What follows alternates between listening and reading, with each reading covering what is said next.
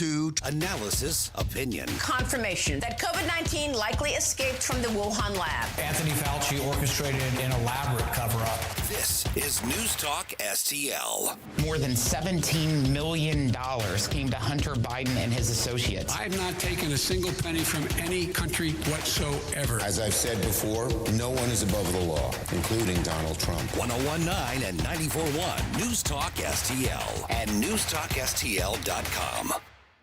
This is more than just an opportunity for personal glory. It's a chance to save the United States of America. Kelsey Grammer's Historic Battles for America. Streaming now on Fox Nation. Sign up today at foxnation.com.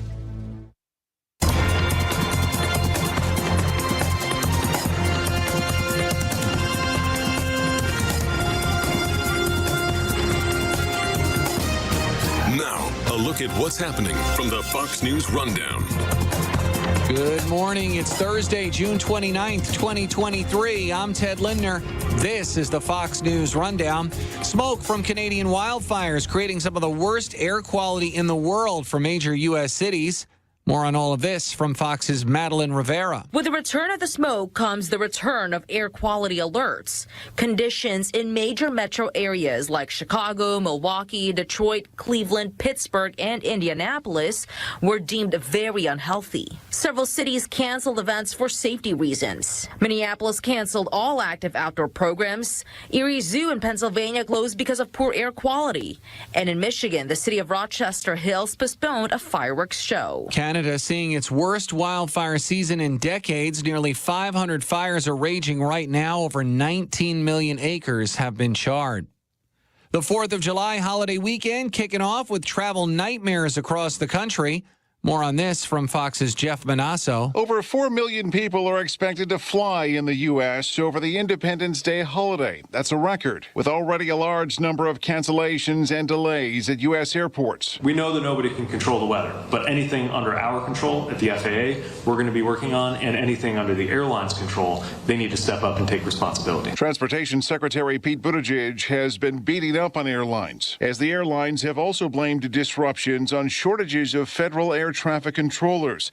Air travel expected to peak today. To avoid that possible headache, AAA says over 50 million of us will be traveling by car over the holiday weekend. Also a record, despite continued high gas prices. Jeff Manasso, Fox News. And the New York Yankees, known for being a storied franchise, making more history on Wednesday night as Yankees pitcher Domingo Germán threw a perfect game in the team's 11-0 win over the Oakland Athletics. Germán, the 24th player in Major League Baseball history and the 4th player in Yankee history to do so. Grounded to third. Donaldson has it. There it is. Perfection for Domingo Germán. That sound courtesy of the Yes Network. The 30-year-old right-hander finishing the night with no hits, no walks, and 9 strikeouts in 9 innings as the Yankees defeated the worst team in Major League Baseball, the Oakland Athletics, by a score of 11-0. I'm Ted Lindner on the Fox News Rundown. This is the Fox News Rundown.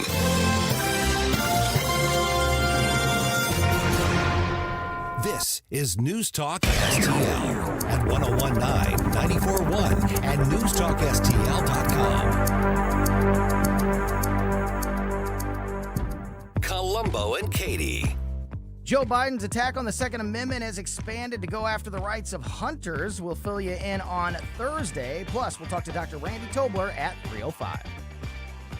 Weekdays at 2 on News Talk STL. From home improvement to replacement, do-it-yourself electrical projects can be shocking. That's where Grasser Electric can help. They've been lighting up St. Louis for years. From ceiling fans and dimmer switches to repair or replacing your electric. No job is too big or too small for your home or business. Grasser Electric will even install emergency backup generators. So call Grasser Electric today before the sparks start to fly. 636-441-5200 or go to grasserelectric.com. The Vic Borselli Show. Can Kamala meet? The government should not be telling her what to do with our bodies. Wait a minute. She said, what did she say there? The government should not tell us what to do. With our bodies. Huh. What about El Jabbo? And masking mandates. Sure, I did a little Spanish lingo there. Yeah, I thought it was nice. El Jabbo. Remember Russians? A little Spanish lingo there for you. El Jabbo. Vic Porcelli, weekday mornings at 9 on News Talk STL. You know, when we talk about dental care, a lot of times the first thing you think about is, are my teeth white? Are there chips? Are there cavities? Do I need a crown? Yes, I need a cleaning. But have you thought about what your dental health means for the health of the rest of your body? If you're pregnant, there's a big impact of your dental health and your gum health and inflammation in and around the teeth and the gums that can impact preterm labor and really impact the successful outcome. There are some studies that suggest that poor dental health may be related to premature cardiovascular disease. These are the kind of issues that are addressed when you visit my friends at Advanced Dentistry of St. Charles. The whole family can benefit from a visit to Advanced Dentistry of St. Charles with Dr. Dan Cusimano, Dr. Megan Dwyer, Dr. Jay Omas. Or if you haven't seen anyone for a while, go out and get to know them. It's a fabulous team, all up and down the team, from the dentist to the hygienist to the front office. Great group. 978-0226. That's 636-978-0226. Advanced Dentistry of St. Charles, advanceddentistrynow.com. Bill O'Reilly here, and I'm warming up. Stand by for the O'Reilly Update Morning Edition. But first. Do you feel like you're watching your nation crumble before your eyes? It's Jesse Kelly, television and radio host and now world-famous author.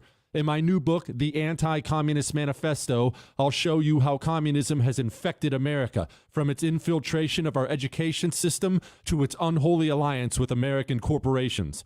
Don't be fooled by agitators hiding behind woke causes. The Anti-Communist Manifesto, a practical guide for patriots. Available now at all bookstores and online. On this Thursday, Donald Trump caught a significant break this week when the Senate Homeland Security Committee issued a report that said the FBI received information in advance about the January 6th attack on the U.S. Capitol, and the FBI did nothing about it. The report is striking because it's bipartisan and demonstrates once again the Bureau violated its own guidelines by ignoring information that obviously should have been passed along to the public. In analyzing the report, it is clear, but not stated, that the FBI had assets inside the far-right Proud Boys group, some of whom have already been convicted for crimes on January 6th. But apparently the FBI ignored the information gleaned from its own spies.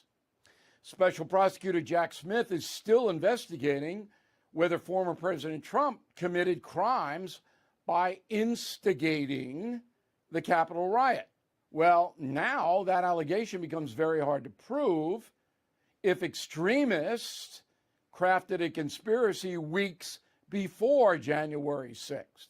It's no surprise that the corrupt corporate media has largely ignored the Senate report, just as it ignored Trump's overture to the Pentagon on January 5th to alert the National Guard. Nice, honest press we have in this country, right? So Donald Trump should have one less legal thing to worry about. But you never know what will come out of the swamp. Back after this. If you thought booking your timeshare was difficult before, you know it's almost impossible now. For more than a decade, Lone Star Transfer has helped thousands of owners legally and permanently get out of their never-ending timeshare fees. Lone Star Transfer guarantees the release of all liability to your timeshare in writing and in a specific time frame. For free, no-obligation consultation, please call 855-551-7066 or go to LoneStarTransfer.com. That is the Morning O'Reilly Update. More analysis later on. From the Michaels Flooring Outlet Weather Center. I'm News 4 Chief Meteorologist Steve Templeton with your first alert forecast. Heat and storms the next couple of days. The storms are not a guarantee, but what develops could be severe, accessing all the heat and humidity. Overnight, the first chance, at least, for showers and storms. We'll be on guard for that Thursday morning. A low of 77, a high of 101. Heat index 105 to 110. And it's equally hot again Friday, a low of 79, a high of 100. Heat index 105 to 110, and a 30% chance for showers and storms. Some of those could be strong. That's the latest first alert forecast. I'm News 4 Chief Meteorologist Steve Templeton.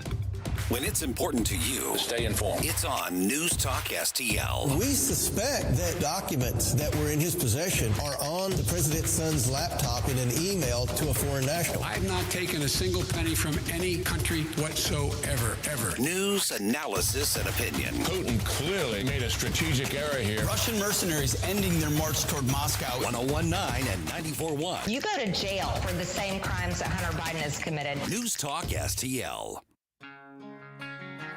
Like and subscribe to us on Rumble. News Talk STL. Having your first cup of coffee? Mike's on his third. This is Mike Ferguson in the morning on News Talk STL. Well, today is an important day on the Illinois side of the listening area because it's the day that a court is going to hear the challenge to the new, anti-Second Amendment gun control law, tyrannical law that the state legislature and the governor put into place earlier this year.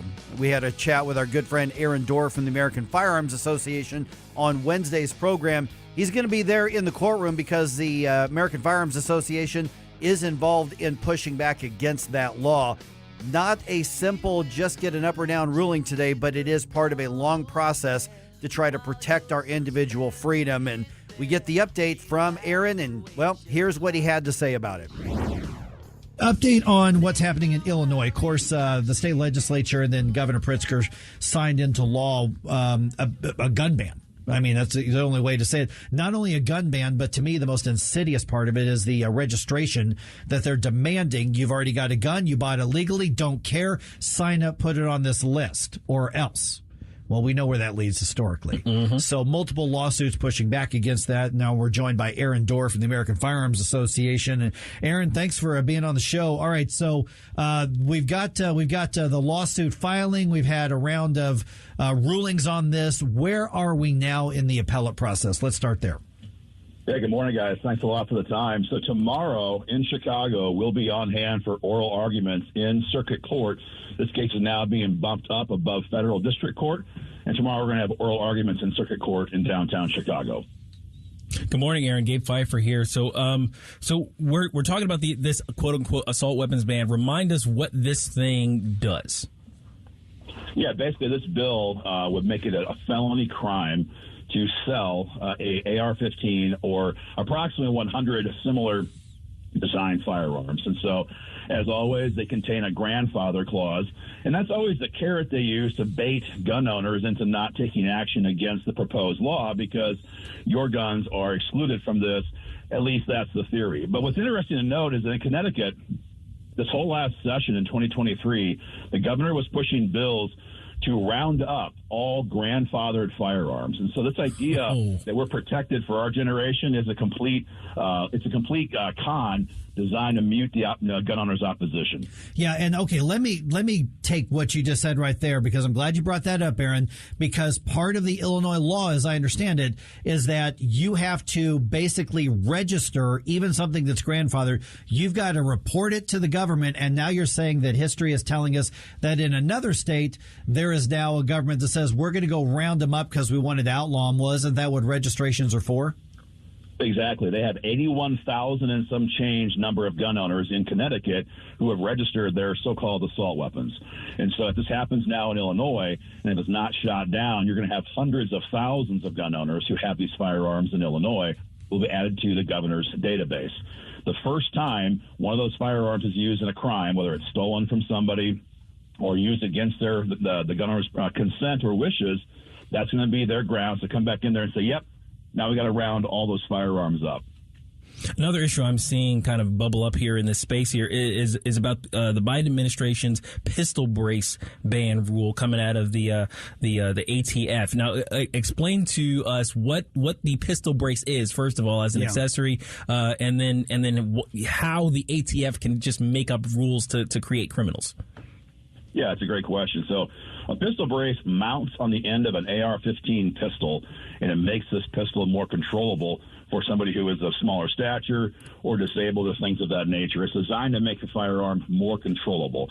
Everybody, Democrat, left, tyrannist, pig, or freedom-loving American should love the idea of a more controllable firearm, right? Yeah. So the Biden administration bypassed Congress, and they, on their own initiative, the executive orders, have outlawed the possession of these pistol braces. The ATF has now added them to the National Firearms Act. They now have to be registered with the federal government if you want to possess those. Incidentally, tomorrow when I'm in Chicago, others from our team will be in New Orleans as we have circuit court tomorrow in New Orleans on the government's pistol brace ban. And is the argument going to be it's unconstitutional, anti-Second Amendment, or is it going to be that it's administrative as opposed to Congress passing a law? Yeah, it's kind of all the above. You know, the courts have already begun to strike down the bump stock ban. This is almost the exact same argument. The bump stock was legal, as is the pistol brace. It was reaffirmed as legal by the ATF, as was the pistol brace. And the president, in the previous case, it was President Trump with the bump stock, and now President Biden with pistol braces, circumvented the Congress and made these items illegal automatically. That is the issue. This is not constitutional. The bump stock ban is coming down. We see it happening in the near future. Hopefully the same thing happens here with the pistol brace. It's almost the exact same issue. I imagine all this legal action is costing a whole lot of money, and I imagine you're kind of at a fundraising deficit right now. Tell us how we can help with that. Yeah, summertime is always a slump for nonprofit organizations like ours. People are enjoying their families and their Little League games and their vacations. We realize that, but you're right. We have got to fight in court as we fight in Congress, or else we're going to see these rights taken away one leftist governor at a time. So definitely go to joinafa.org to get involved in the fight.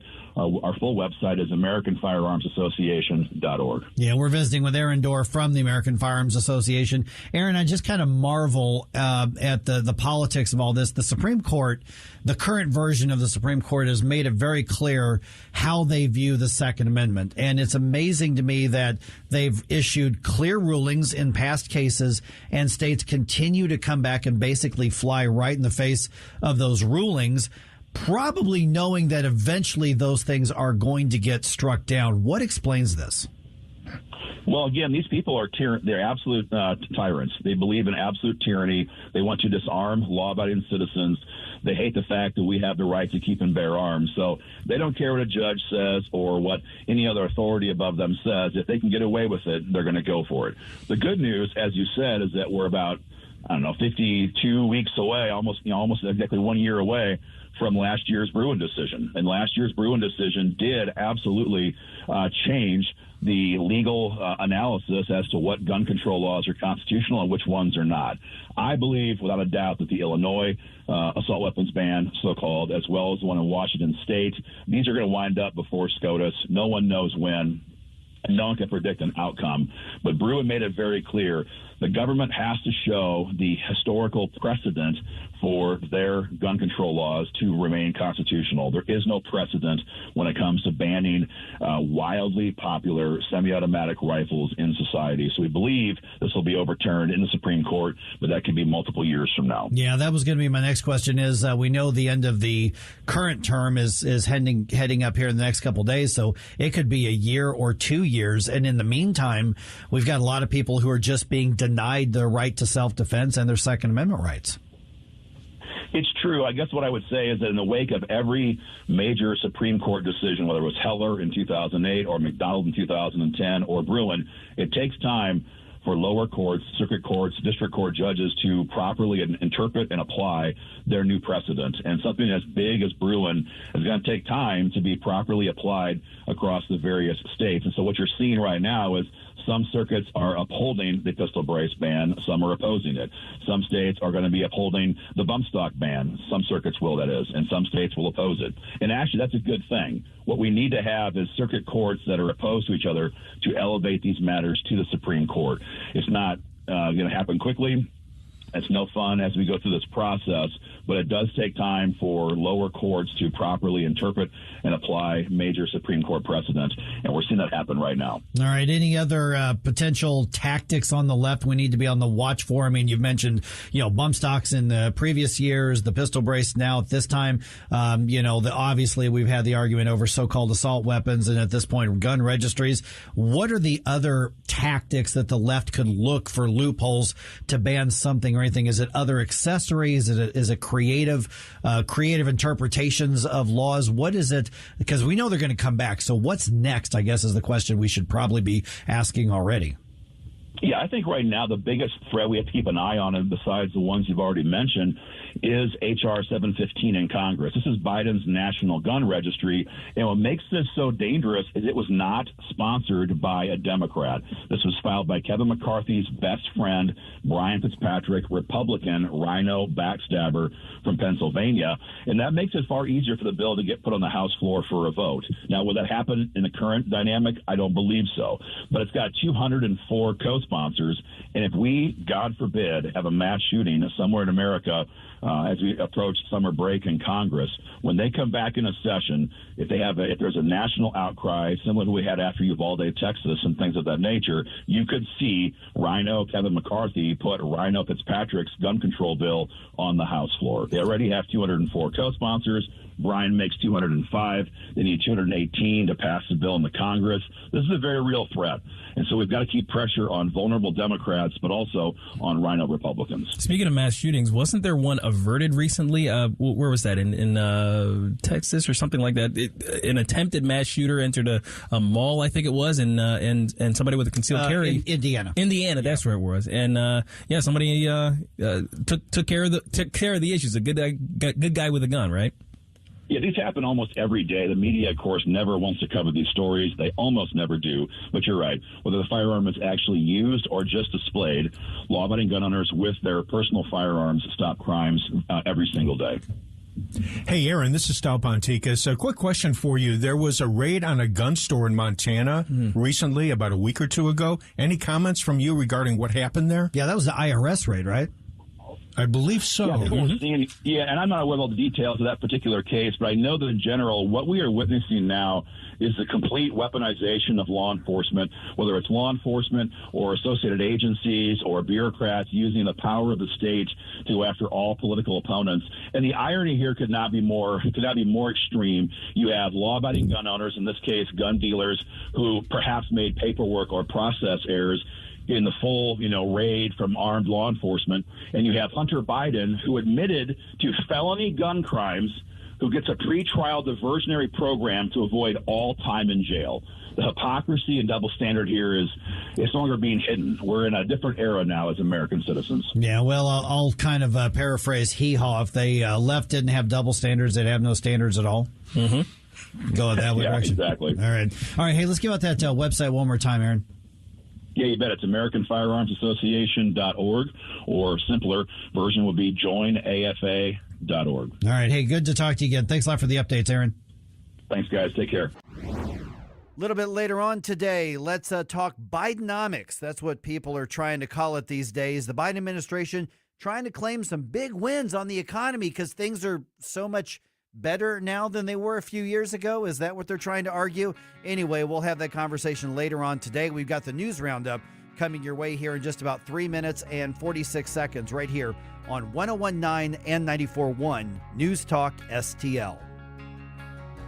For podcast articles and more, find us on newstalkstl.com. Get up. It's Mike Ferguson in the morning.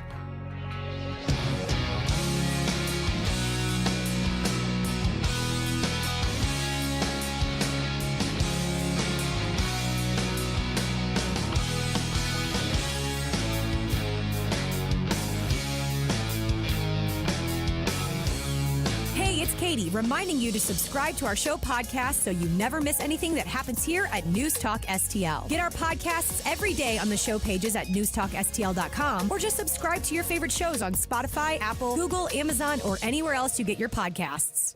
News Talk STL is proud to have Doug Voss as part of our lineup every week. Doug has been a staple on St. Louis radio for many years as one of the leading financial experts in the area.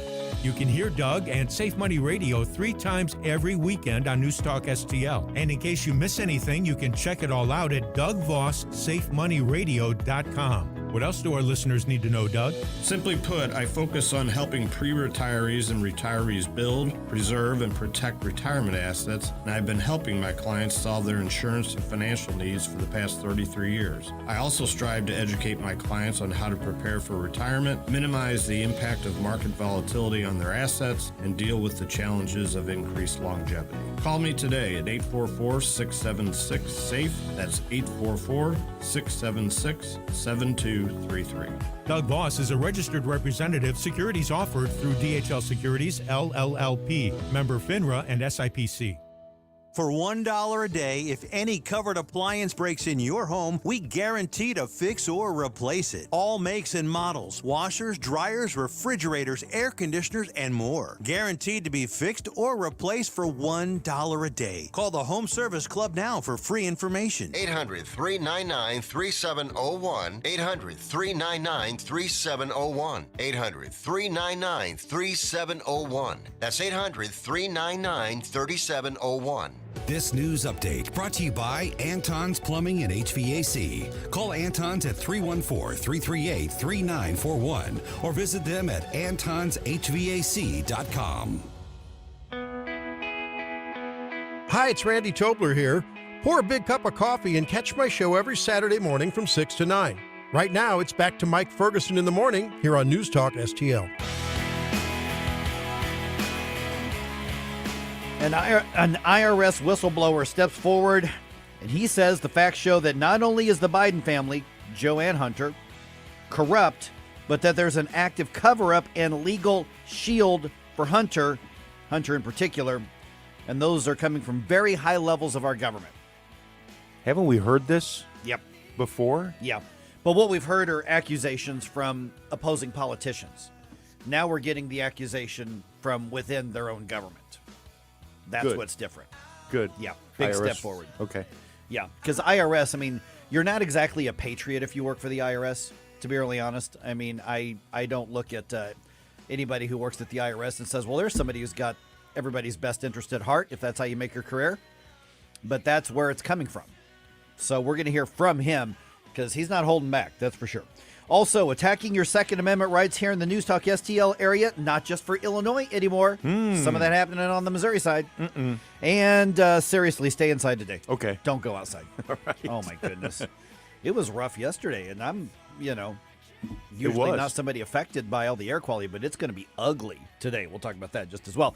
All right, 5:51. By the way, we're covering a lot of stuff that's got a lot of hot button issues throughout the morning. You want to have a say in it? Yeah, give me a call, 314-912-1019. You can also, of course, comment on Rumble or Facebook or Twitter as well. All right, how long will the media be able to downplay? Now, they are covering it, so I want to be fair. But how long will the media be able to downplay the investigations into Hunter Biden's business dealings and how those connect to Joe Biden? An IRS whistleblower is claiming that high-level government officials blocked the pursuit of much more robust charges against Hunter Biden.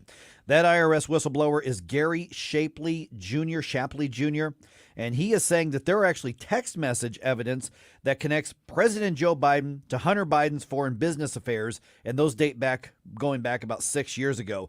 Shapley was one of the 6 people who reportedly attended a meeting with U.S. District Attorney David Weiss, where Weiss is accused of saying that he lacked the authority to bring charges against the younger Biden. I say he lacked the accused of, but that's what we're being told that he said. Shapley's attorney is Tristan Levitt, and he was on Fox and Friends, and he called for the 5 other people in the room, in addition to Weiss, to come forward and also tell Congress and the Oversight Committee what happened. The key thing is that this can't rely on his shoulders. He doesn't know what the interactions were between Weiss and Main Justice. Weiss needs to come and explain this. So if it gets down to the middle of July and Gary's still the only one bringing this forward, that will be a really significant disservice to these whistleblowers. Shapley was on Fox's special report with Brett Baer, and I do have audio from that just a little bit later on here this morning. So this is a big deal. Even the most left-wing of the mainstream media, they're being forced to cover this. They don't have a choice. They have to cover it. Now, I still think they're trying to downplay it, but I don't know that the walls are closing in. I imagine they'll still find a way to try to dismiss it all, but they just can't ignore it. And a lot of voters, American people, are saying there's something here. We got to find out what's going on. The reports I've seen on mainstream media seem as though they're, for lack of a better description, light. Yes. Report light. Mm-hmm. And they don't really want to do an investigative kind of thing. We'll just let you kind of know what's going on, but that's it. Send us a press release. Yes. That's basically how it is. Okay. Will Missouri voters allow St. Louis City and St. Louis County to become carve-outs where your Second Amendment rights are compromised? Well, the leftist group formed to put that question on the ballot formally started the process by submitting their petition to the Secretary of State's office. The proposed state constitutional amendment would, if passed by voters, allow specific local governments to pass gun control laws that are not allowed anywhere else by state law, and our state law recognizes the Second Amendment for what it is. So we're going to get into that just a little bit later as well. I am telling you, this is actually dangerous, and it also shows just how bad our legislature's failure to address an initiative petition reform actually is going to turn out to be, because we could have our Second Amendment rights taken away in certain parts of the state by a majority plus one vote because Republican lawmakers chose not to make reforms and improve the process. And not to throw another subject in there real quick, but we've also got the issue with ranked choice voting. And they're trying to get that onto the ballot supposedly sometime in the next year or so. They've been trying to. Yeah, we'll see whether that happens or not. Okay. Yeah, I don't know. We'll see. Leftists will try to do anything to work around, work around the right way to do things. All right. President Biden promoting his economic policies, which have now been called Bidenomics. And he's laying out his vision for the economy moving forward. And it is more huge, massive, big government with lots of debt and lots of spending. President's trying to spin Bidenomics as a positive term. Bidenomics is just another way of saying restore the American dream, because it worked before. It's rooted in what we've always worked best at in this country, investing in America, investing in Americans. By the way, when leftists say investing in America, what they actually are referring to is a lot of spending and debt and irresponsible big government. That's what they mean when they say investing in America. More billions, and more billions. Oh, I long for the days when it's only billions. Well, that's true. Now it's trillions. Oh, geez. All right, a couple things in sports happened. That was pretty big. So this happened in Oakland last night. Grounded to third. Donaldson has it. There it is. Perfection for Domingo Germán. Yep, New York Yankees pitcher Domingo Germán throwing a perfect game. The Yankees beat the Oakland Athletics 11-0. Germán throws the 24th perfect game in Major League Baseball history. And remember, that goes back to the 1800s. It's only happened now 24 times. And the fourth for the Yankees franchise. Yeah, they're hoarding those. The first since 1999 when David Cohn did it on Yogi Berra Day. That's right. Which was unique. It was. Oh, by the way, his number is 0. Yeah. Germán's uniform number. I thought that was awesome. Oh, it is. That sound, by the way, came courtesy of the Yes Network. 30-year-old right-hander finishing the night. No hits, no walks, 9 strikeouts. He pitched all 9 innings. And the Yankees, by the way, headed to St. Louis this weekend. So despite getting home runs from Nolan Arenado, who's the man, Paul Goldschmidt, and Brendan Donovan, the Cardinals lose to the Astros last night at Busch. Houston scored 5 in the 8th inning. A tale as old as time. Our relief pitching blew the lead. Not going to mention Gallegos' name or anything like that. But he had a 2-run lead and gave it up in the 8th inning. Final score was 10-7. Series wraps up tonight with a 6:15 first pitch. And then the New York Yankees are coming to Busch Stadium for a short series. All right, just ahead here, let's start off with this whistleblower. What is it that he's alleging? What he's saying? Why is this such a big deal? We're talking about that at 6:04.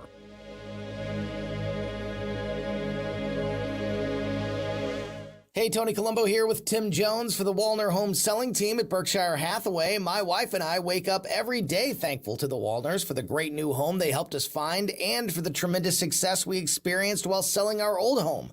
The Walners have years of experience and a work ethic that is second to none, and for us, the results speak for themselves. But Tim, it's not just the Colombo family. So many St. Louis families have been helped by Rodney and Jen Walner. They sure have, Tony. So if you have been thinking about selling your home, don't wait. The market is changing, but it's still a great time to sell. Put that experience and work ethic to work for you and see firsthand why the Walners sell 15 times more homes per year than your typical realtor before this window of opportunity passes you by. If you've been thinking about selling your home, don't wonder to yourself about how much you can get for it or how fast it could sell. Just call the Walner team now and get those answers so you don't have to worry or wonder another day. Just call 314-810-SOLD. That's 314-810-SOLD. for the Walner Home Selling Team.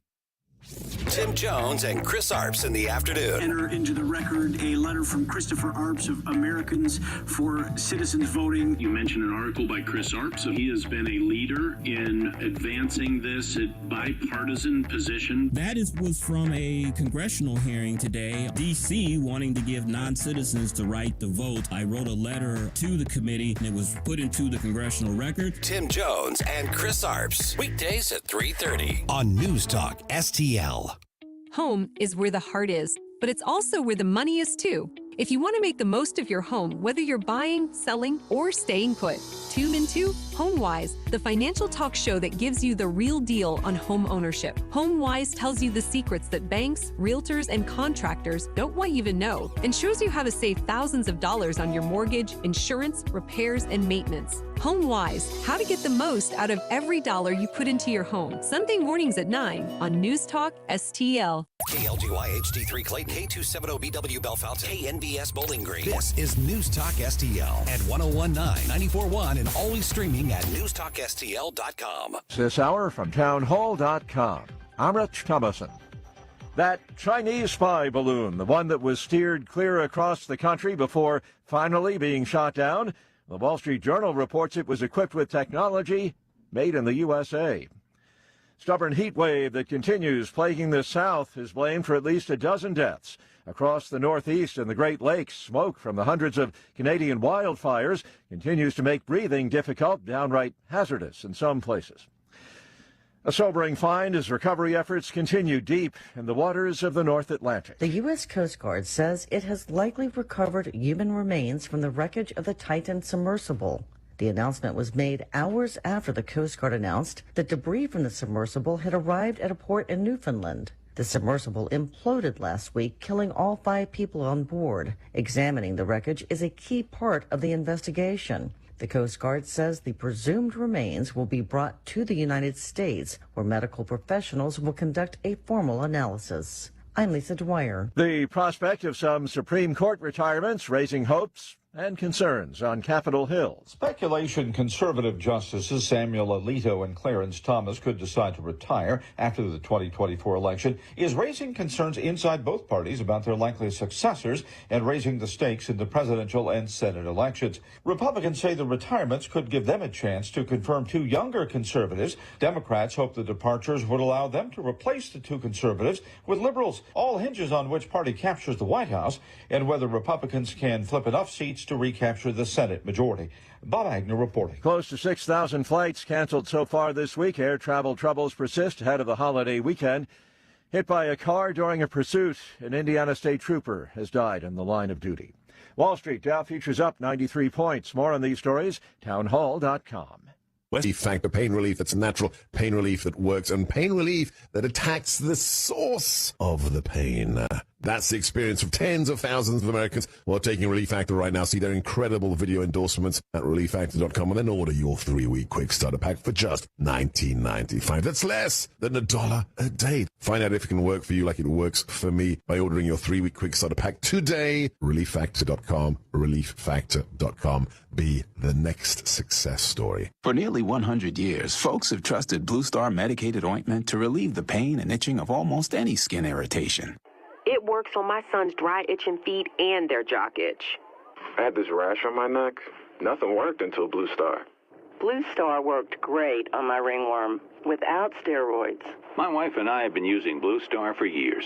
It's never let us down. Look for the white box with the blue star in the first aid section. Feel Blue Star work fast, or your money back. From the Michaels Flooring Outlet Weather Center. I'm News 4 Chief Meteorologist Steve Templeton with your first alert forecast. Heat and storms the next couple days. The storms are not a guarantee, but what develops could be severe, accessing all the heat and humidity. Overnight, the first chance, at least, for showers and storms. Let's be on guard for that Thursday morning. A low of 77, a high of 101. Heat index 105 to 110. And it's equally hot again Friday, a low of 79, a high of 100. Heat index 105 to 110, and a 30% chance for showers and storms. Some of those could be strong. That's the latest first alert forecast. I'm News 4 Chief Meteorologist Steve Templeton. This hour of News Talk STL is brought to you by Rodney and Jen Wallner and the entire Wallner home selling team at Berkshire Hathaway. Call them today at 314-810-SOLD. 314-810-SOLD.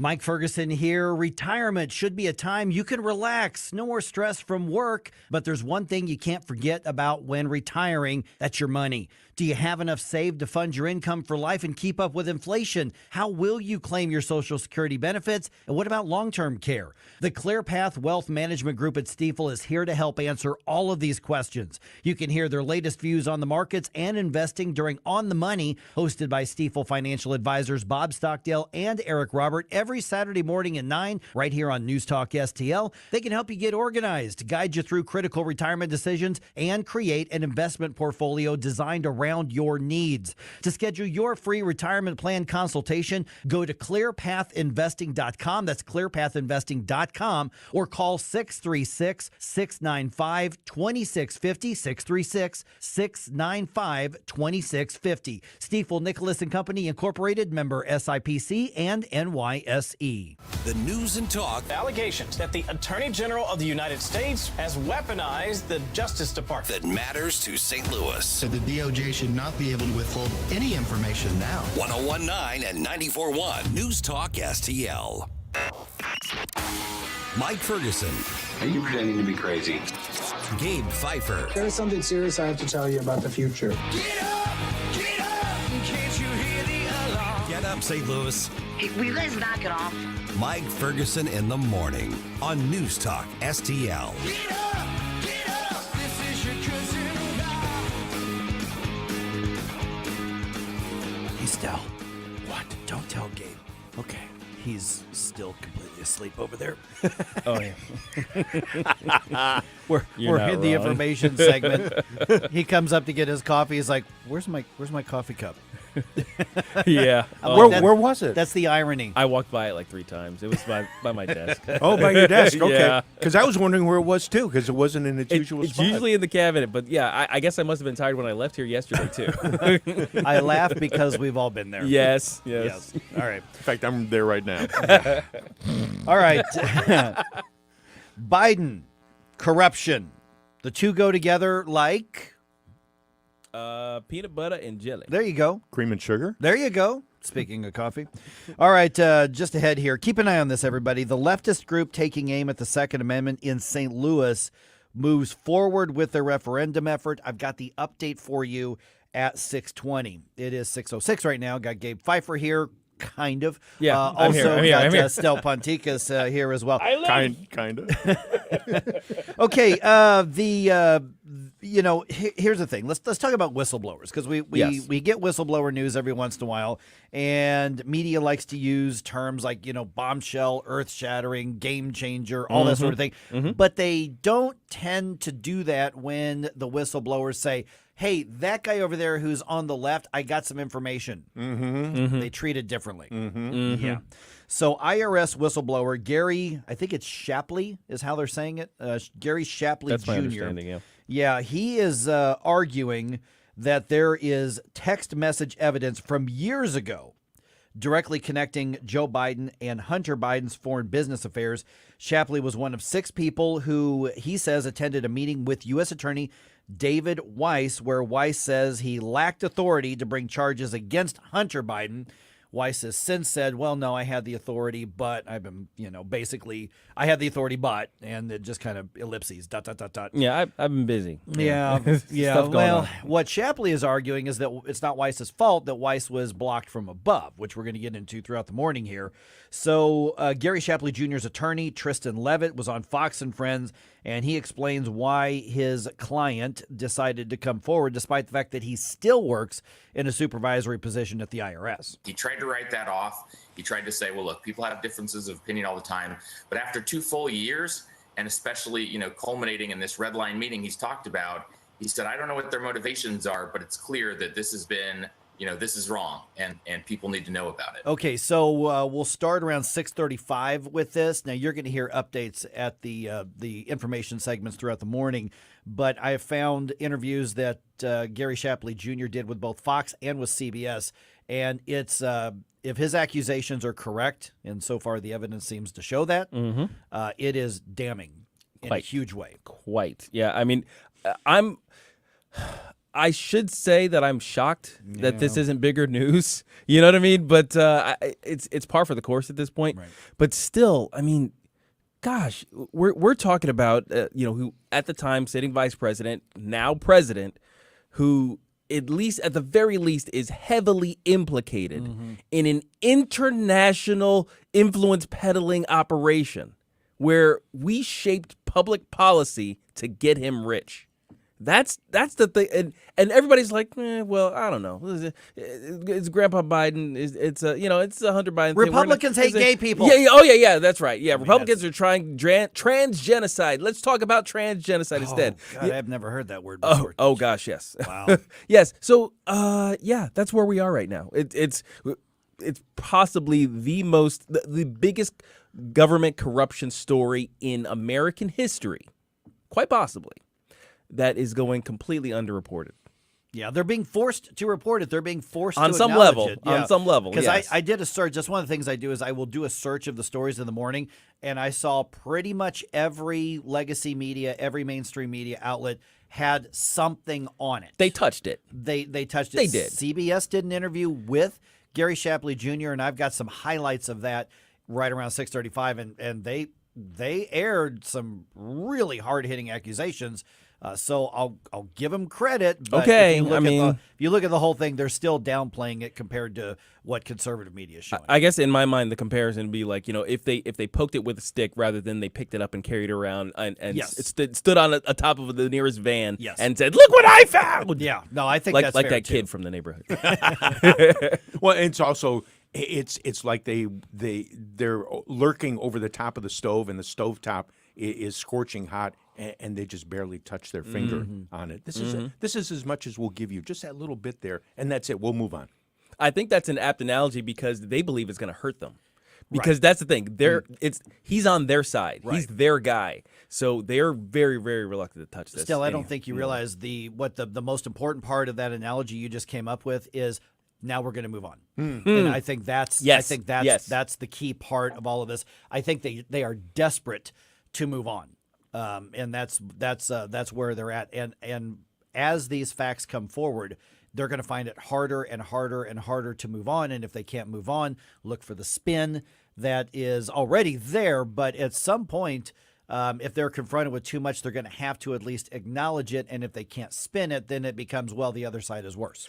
Do you think they'll go the route that they did with so many other stories recently where they start with, oh, that doesn't exist, because they already did that one. It doesn't exist. Right. Okay, it does exist, but it's not that big of a deal. Yeah. And then the third one they usually end up is, okay, it does exist, but it's good, and let me tell you why.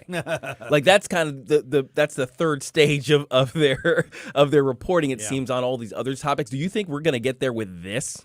It's going to be hard for them to do that. And having spent almost my entire professional career in media, I did step away for a few years, but the mindset in newsrooms now is not even what it used to be when I first got into the business.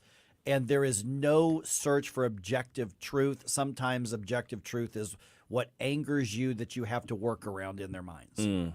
Wow. Yeah. Oh, Yeah, investigative journalism has disappeared. Oh, it's dead. It's gotcha investigations.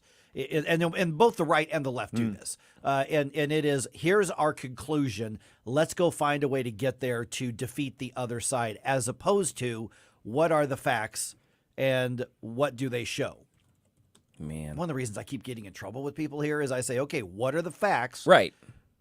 But if they show that somebody on our side is wrong, then that's what it shows. That's what it shows. Yeah. It just so happens the facts show the other side's wrong. You can't be afraid of where the truth will lead if you're actually an ally of the truth.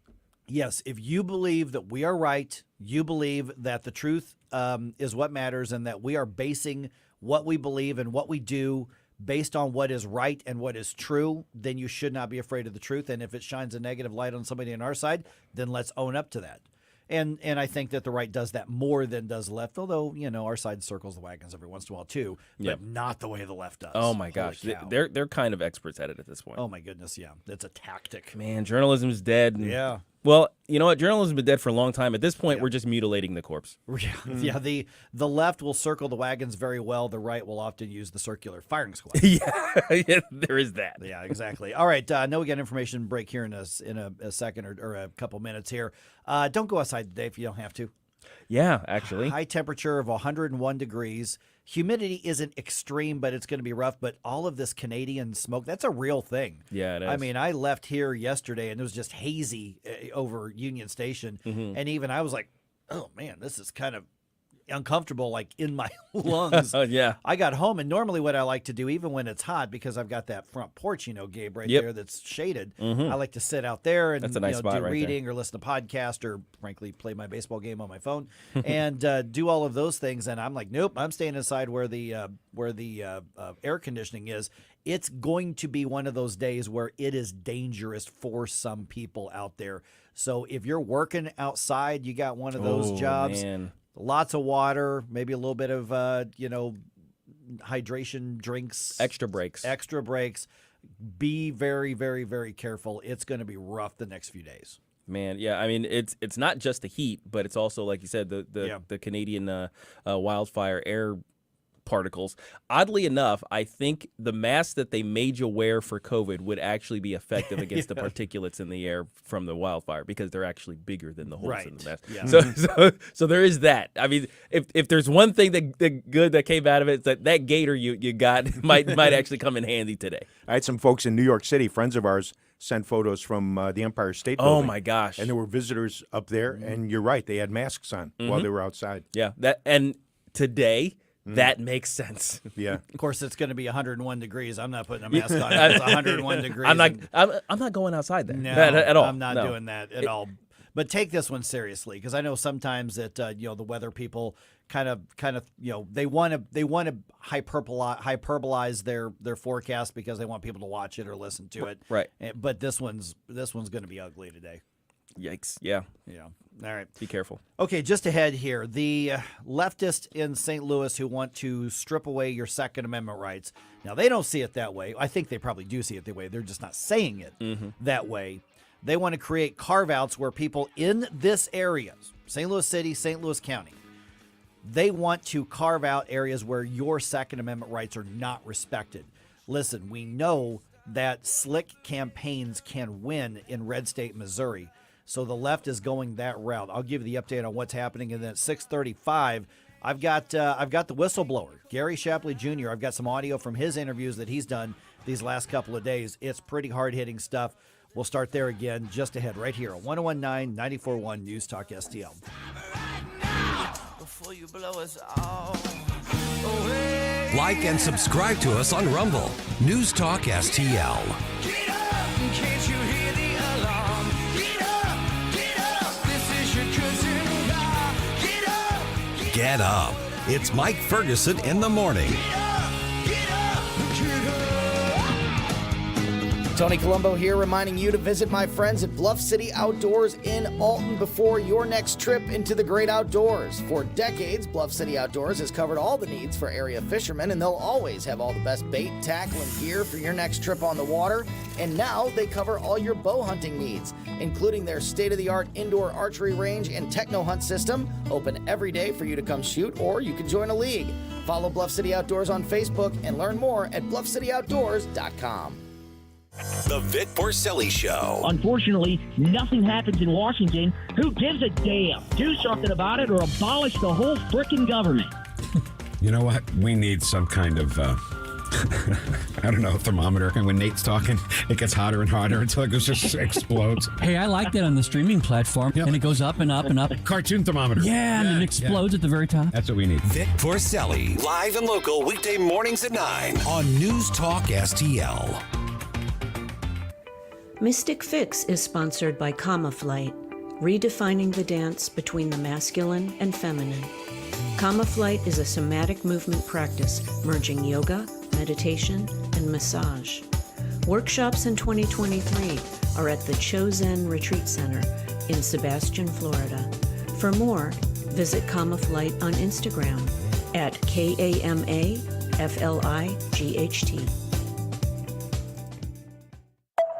Now, the Onder Prescription with Dr. Bob Onder. I'm Dr. Bob Onder. A couple of weeks ago, I told you about an issue that a mom brought to our attention. A branch of the St. Charles County Library System employed a drag queen in the children's section. That's right, a man with a goatee dressed in a leather corset, fishnet stockings, 4-inch heels, and wearing pink eyeshadow and nail polish was working with the kids. It seems like some in the library system are telling parents and taxpayers, you don't like drag queen story hours? Well, we'll show you. We'll put a drag queen full-time in the kids section. Well, on Tuesday night, parents and taxpayers attended the St. Charles County Library Board meeting to protest this travesty. But so far, the library board shows no interest in changing anything and refuses to institute a sensible dress code. The library board is appointed by St. Charles County Executive Steve Ailman and St. Charles Mayor Dan Borgmeyer. Call Ailman and Borgmeyer. I'm Dr. Bob, and that's my prescription. Find more Dr. Bob Onder at bobondermo.com. This hour of Mike Ferguson in the Morning is brought to you by Stifel. Request a portfolio review from your Stifel financial advisor at stifel.com. That's STIFEL.com.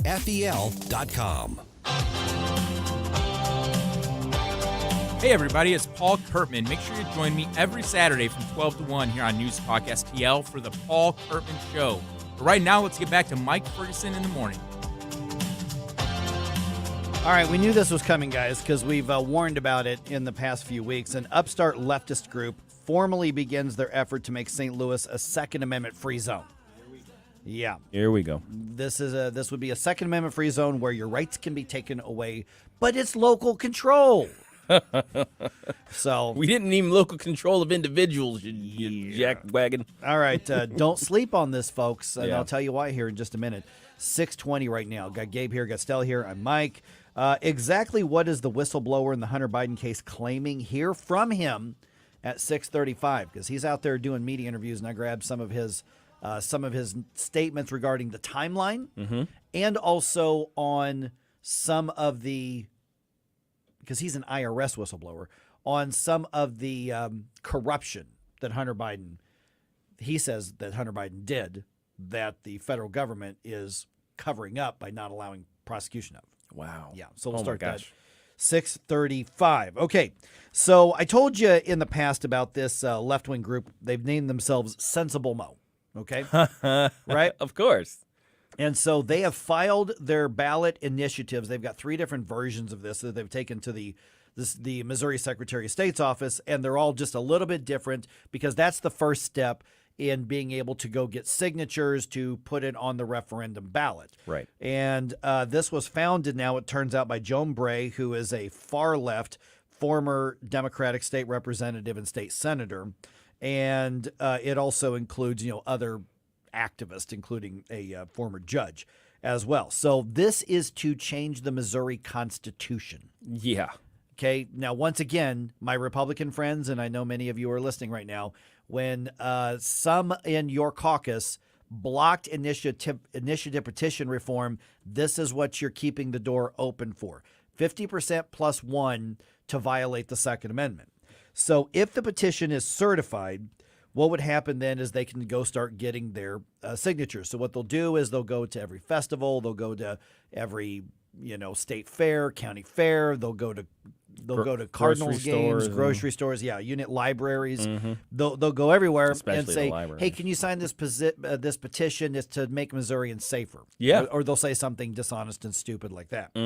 Okay, so the press release from Sensible Mo says that they want to allow local governments, specifically the city of St. Louis, the county of St. Louis, the city of Kansas City, and the county of Jackson, which is where Kansas City is, to allow them to pass gun control laws that aren't allowed anywhere else in the state. So I think one of the things that they're banking on is campaigning to the rest of the state saying, hey, let them do it. It doesn't affect you. Your Second Amendment rights are safe. But a press release from Sensible Mo says any gun regulations that are passed, according to their amendment, would have to comply with the Second Amendment to the U.S. Constitution, Supreme Court limitations on gun regulations, and any federal law. So here's the thing. Gun control laws are unconstitutional and they violate the Second Amendment. Period. Yes. Yeah, I mean, there's no argument, right? So, so why are they trying this? Except, I guess, to cause problems. Yes. We kind of talked about a little bit of this. When did we talk about this? About their litigiousness, that they're trying to force various 2A organizations into very expensive and long, drawn-out legal fights. Do you think, like, even if they actually manage to get this into the books here, which is possible, which is absolutely possible, because it only takes a couple mil to get enough ads to convince enough people with a well worded amendment to change the Missouri Constitution, which is stupid. Thank you, Mo, legislature, or exactly. Put the blame where it is. Yeah, blame the Republicans. That's true. The Republicans in the legislature. So, assuming this thing actually goes through, it's going to be immediately litigated, right?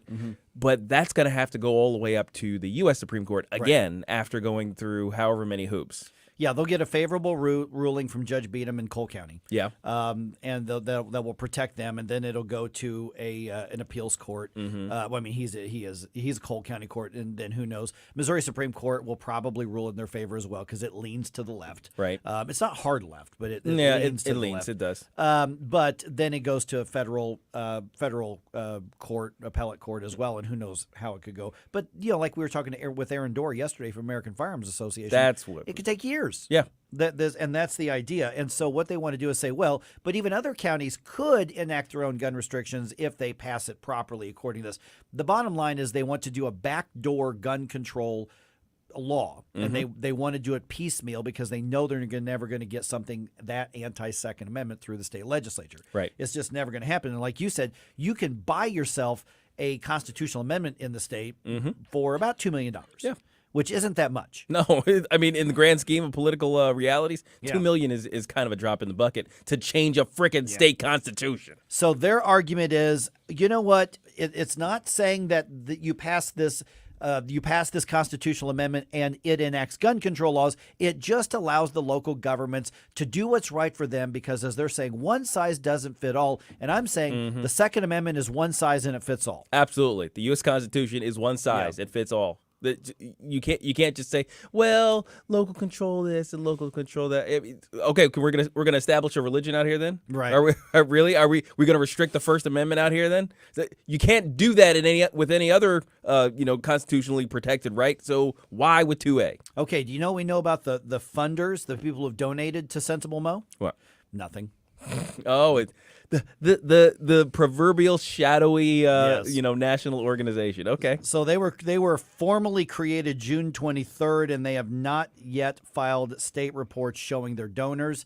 By the way, they've been active long before that because 23rd was 6 days ago, but we've been reporting on Sensible Mo and their efforts for over 2 weeks now. Yeah. So they've got donors. They've got money. We don't know how much, and we don't know from whom. When a conservative or a free market group does that, it's called dark money. Yes, that's right. You're right. It is. It's called dark money. They usually make references to the various boogeymen that they like to, like the Koch brothers and all these other people, and they talk about the influence that's being bought by these bad actors, or far right bad actors around the evil billionaires, I guess, who are sitting in like their cave their cave They're fortress, sitting on their Scrooge McDuck piles of gold. Yeah, coins. exactly. It's stroking a cat and talking about taking over the world, and this is how they do it apparently. So it's all dumb. I hate it. Yeah. But by the way, if I decide to take over the world, I absolutely going to have a cat in my lap. Oh, same. So same. Just so you know. You know, that's the second Scrooge McDuck reference we've had in 2 weeks. Yeah.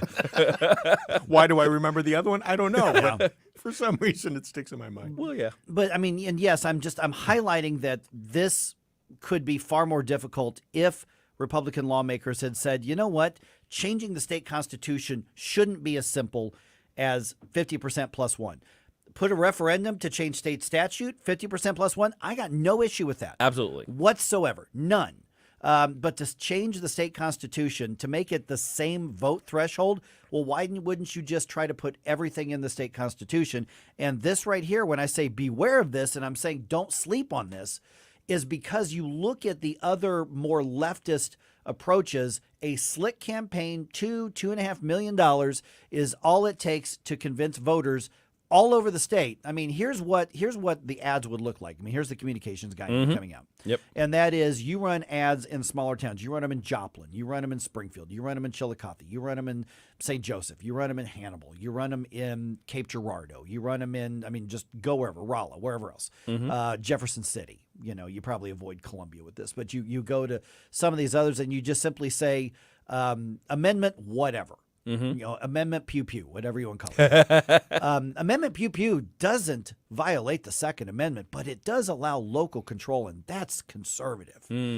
Yeah. Let local communities decide to protect our children. And it'll be something like that. Oh yeah, and you use an example. I guess you could have a commercial about some kid grabbing their dad's gun and causing a tragedy. It's like if we were allowed local control, we would have lockbox requirements that would have prevented this sort of disaster. You know, you make that kind of case. You show news footage of the Central Visual and Performing Arts High School mass shooting news coverage, and you say red flag laws could have prevented this, but St. Louis wasn't allowed to protect their children. And this is the stuff that you do. Never mind that St. Louis refuses to put armed police in high-risk schools. So basically what you do is you surreptitiously, I'm going to mess up this. Surreptitiously basically take images of black kids and put them in white rural areas and scare them. Yes, and absolutely. You say, boy, just let them protect themselves from them.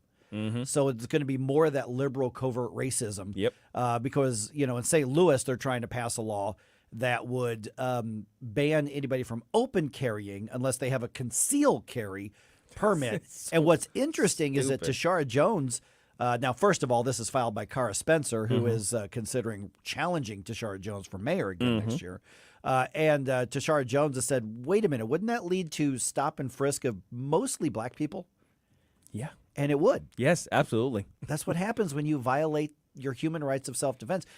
Are there a bunch of people running around violating, abusing that? Yes, which is all the more reason why the rest of us need to be able to protect ourselves. Absolutely. And why you should actually prosecute people for crimes, but that too. Neither here nor there. See, but those are the things that are going to be left out of the campaign. Yeah.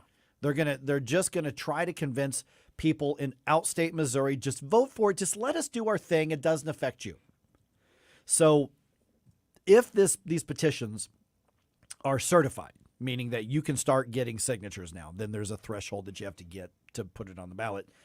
Not all you need to start telling your friends and your family members now, don't sign, and be sure to tell everybody else, don't sign.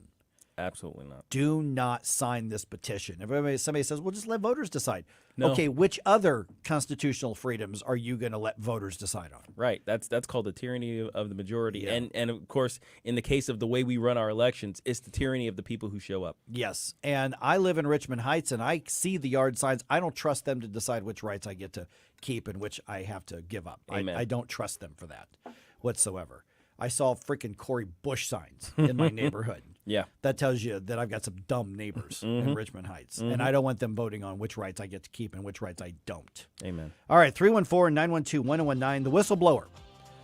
He's now going out in the media and everywhere from CBS to Fox News. Hear what Gary Shapley Jr. has to say about the effort to prosecute Hunter Biden and how it was thwarted. Remember when we heard the charges he actually is going to plead guilty to, the misdemeanors? And we said that's not even a slap on the wrist. Yeah. Well, imagine what they could get him on, and you're going to hear that just ahead right here on 101.9, 94.1 News Talk STL. Do the next thing that you feel. Follow us on Rumble at News Talk STL. In vase. And I dance all days. Get up. It's Mike Ferguson in the morning. Craze. When you, and everyone we knew could believe, sharing what was true. Oh, I said. From the Michaels Flooring Outlet Weather Center. I'm News 4 Chief Meteorologist Steve Templeton with your first alert forecast. Heat and storms the next couple days. The storms are not a guarantee, but what develops could be severe, accessing all the heat and humidity. Overnight, the first chance, at least, for showers and storms. Let's be on guard for that Thursday morning. A low of 77, a high of 101. Heat index 105 to 110. And it's equally hot again Friday, a low of 79, a high of 100. Heat index 105 to 110, and a 30% chance for showers and storms. Some of those could be strong.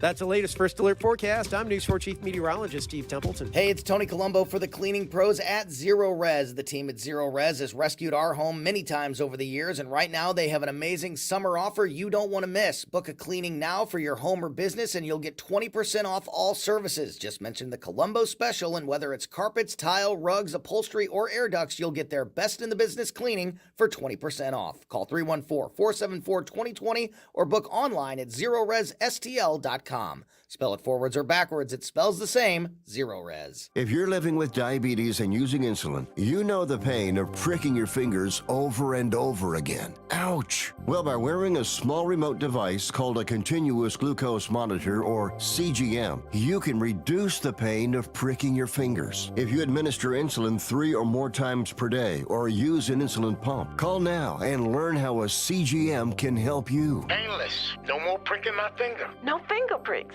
Convenience. They delivered it free and they took care of all the paperwork. You can reduce pain right away. Plus, it's accurate, easy to use, and helps you spend more time in range. And if you have insurance, you can get a new CGM at little or no out-of-pocket cost. Call now and get free shipping of your new CGM. Plus, we'll bill your insurance for you. 800-432-8150. 800-432-8150. 800-432-8150. That's 800-432-8150. Larry Connors, USA. And I'm against it. I'll fight it every step of the way, and so should you. And the parents who send their kids to this private school, we need to have a come to Jesus meeting. Larry Connors, weeknights at 6 on News Talk STL.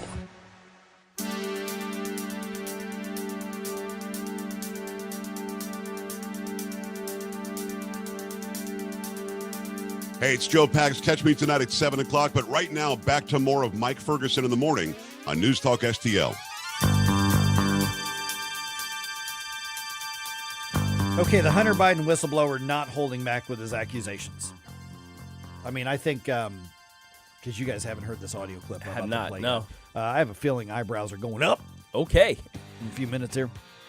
I mean, it's going up like debt under Joe Biden. Like the inflation rate. That's right. By the way, Donald Trump countersues the woman who just won a judgment against him. I'll update you on that situation. I did see that. At 6:50. Yeah, I, again, think this is not the legal strategy I would recommend, or the media strategy I would recommend, but I'll just leave it at that because I'll get myself in trouble. All right, 6:36 right now. That's Gabe. That's Stell. I'm Mike Ferguson. Okay, so IRS agent Gary Shapley Jr., and this, by the way, is somebody who is in the supervisory role. He basically leads a team of criminal investigators for the IRS. Mm-hmm. So he's one of the people who goes after us. Right. We bemoan the 87,000 IRS agents that the left wants to add. He's the guy in charge of people like that, who do criminal investigations. So he works for the IRS. So therefore, I assume he's not a patriot. Can I just put it that way? The reason, okay, so here's the reason I say this. Okay. Is because the IRS, they have one mission, is to take our money. That's their job. They are not exactly on our side on things. So when you've got somebody in that role who is coming forward with such damning accusations against a leftist administration and against the whole narrative that we're seeing, that's significant. Yeah.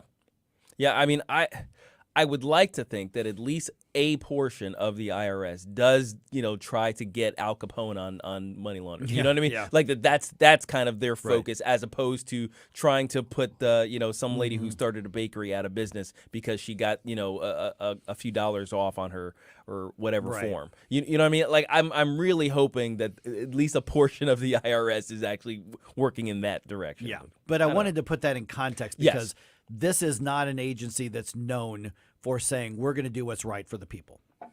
True. Yeah. And and this is the part that troubles me.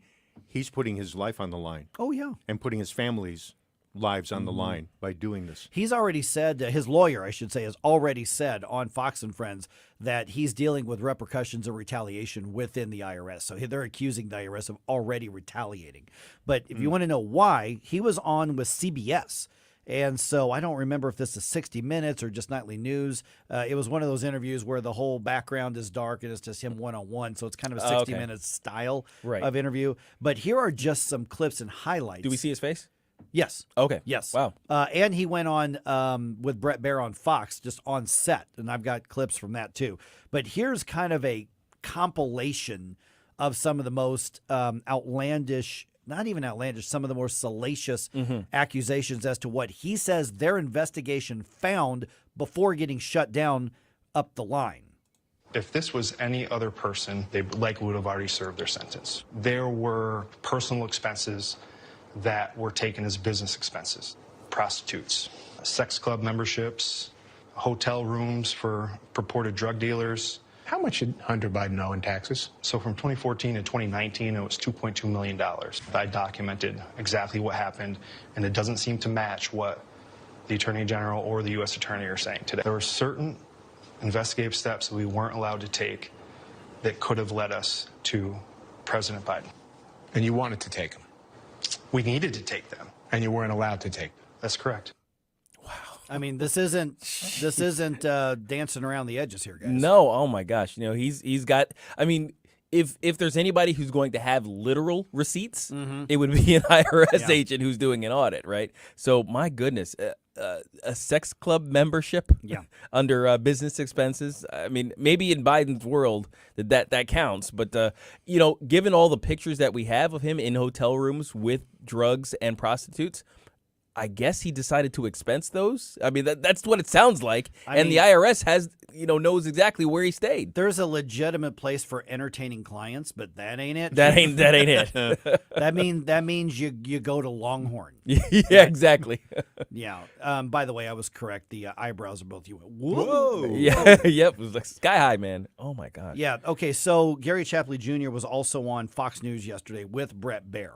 The whole segment itself is about 5.5 minutes long, but here he's laying out the timeline of the meetings where they said, okay, we have this information, we need to pursue this, and then how it got to the point where they were told, nope, you're not. Here he is from Fox News. And you in a supervisory role, you were in this October 7th meeting. Let's get there because that's your red line moment. This is a moment in which the Delaware U.S. Attorney David Weiss, according to you, had made this disclosure on October 7th, 2022, meeting with top IRS and FBI officials, saying what? So I was there and I witnessed this personally. And he started with, he's not the deciding person on whether or not charges are filed or not. Not the deciding person on whether charges are filed with Hunter Biden? That's correct. Who was? So ultimately this, if you follow the path of where the venue leads you, they went to the D.C. U.S. Attorney's Office in March of 2022, and they presented this case to them. At the same time as that was occurring, they requested discovery from the agents, which is a typical step when they're getting ready to charge. Now, I wasn't in those meetings. I asked to be in those meetings, as did the case agent, so we didn't help present to them.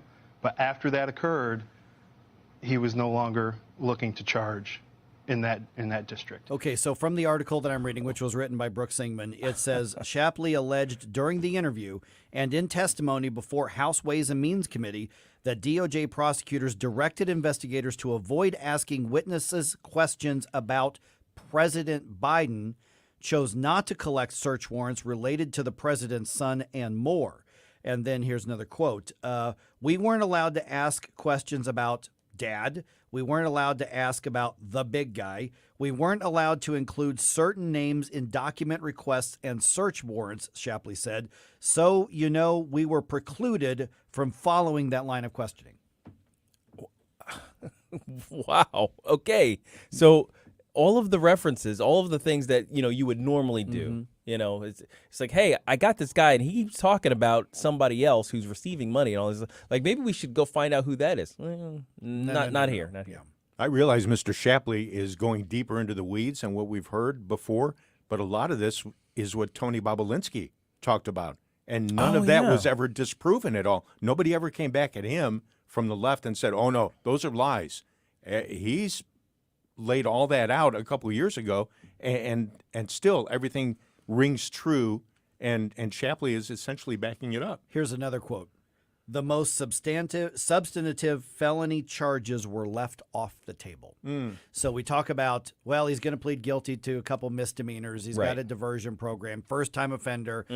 No, when we were talking about that's just a slap on the wrist, and I joked, it's not even a slap on the wrist. It's not. What this guy is saying is that anybody else is looking at hard time. Absolutely. On apparently other charges that would be included on this stuff. Oh, my gosh.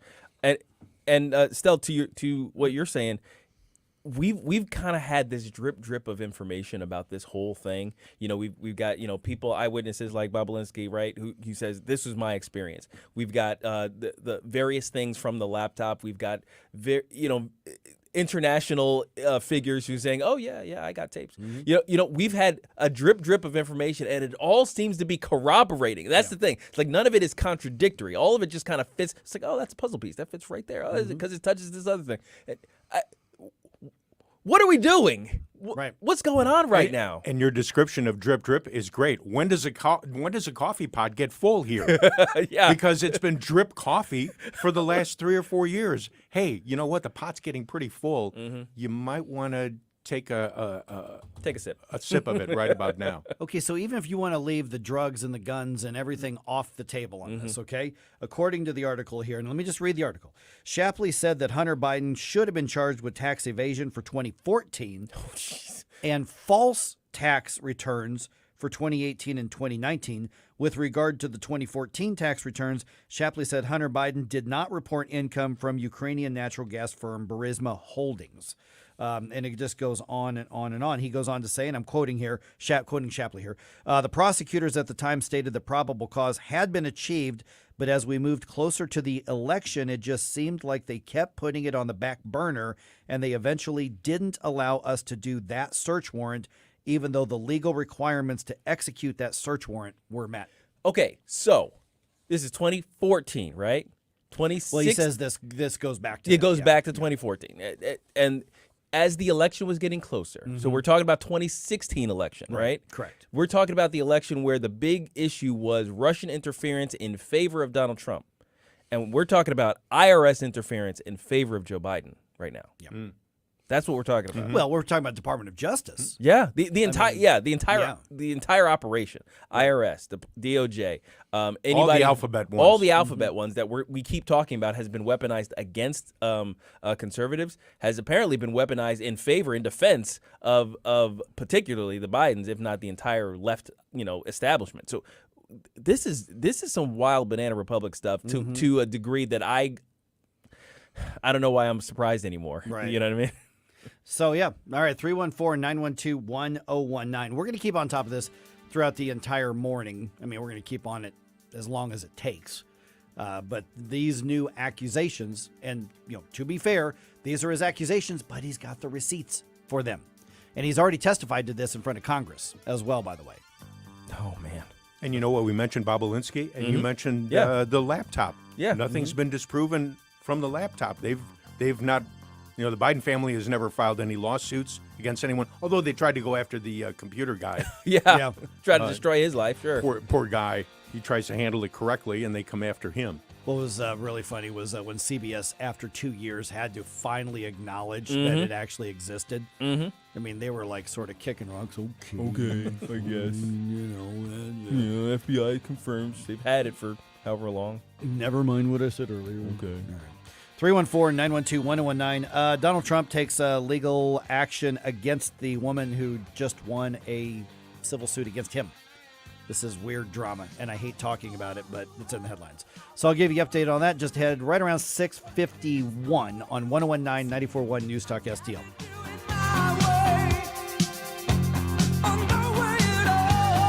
Like and subscribe to us on Rumble. News Talk STL. Get up. It's Mike Ferguson in the morning.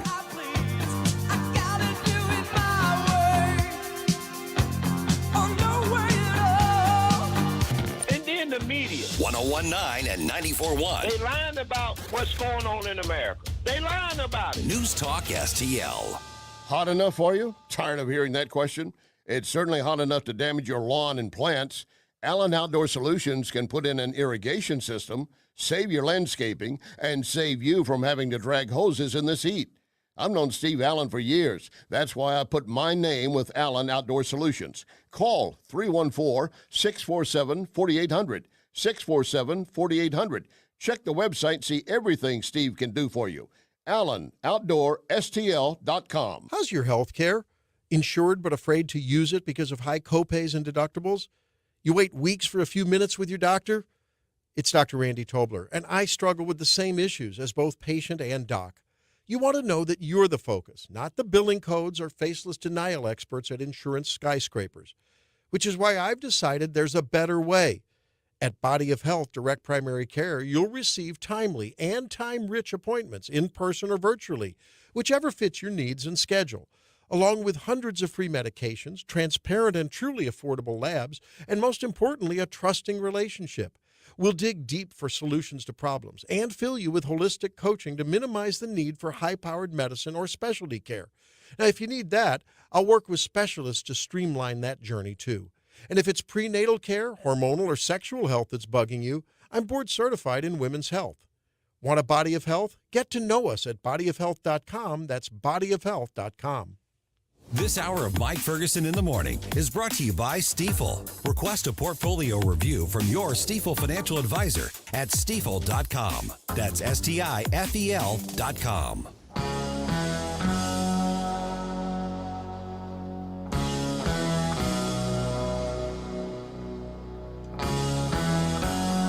Hey everyone, this is State Senator Nick Schroer. I am the host of Stand and Fight every Sunday night. Tune in to us at 8 p.m. Right now, let's hear more of Mike Ferguson in the Morning Show here on News Talk STL. All right, Donald Trump countersues E. Jean Carroll because these are the headlines that he and his campaign want and need right now. I don't know. It's weird campaign strategy, Oh, my Cotton. gosh, okay. Let's see how it works. News Talk STL social media. All right, listen. On Facebook in particular and on Rumble in particular is where you want to be. What you're going to find is as news breaks, whether it's right here in the St. Louis area or nationally, you're going to get updates throughout the day. Anytime 24/7 that you're on, you could get those news updates.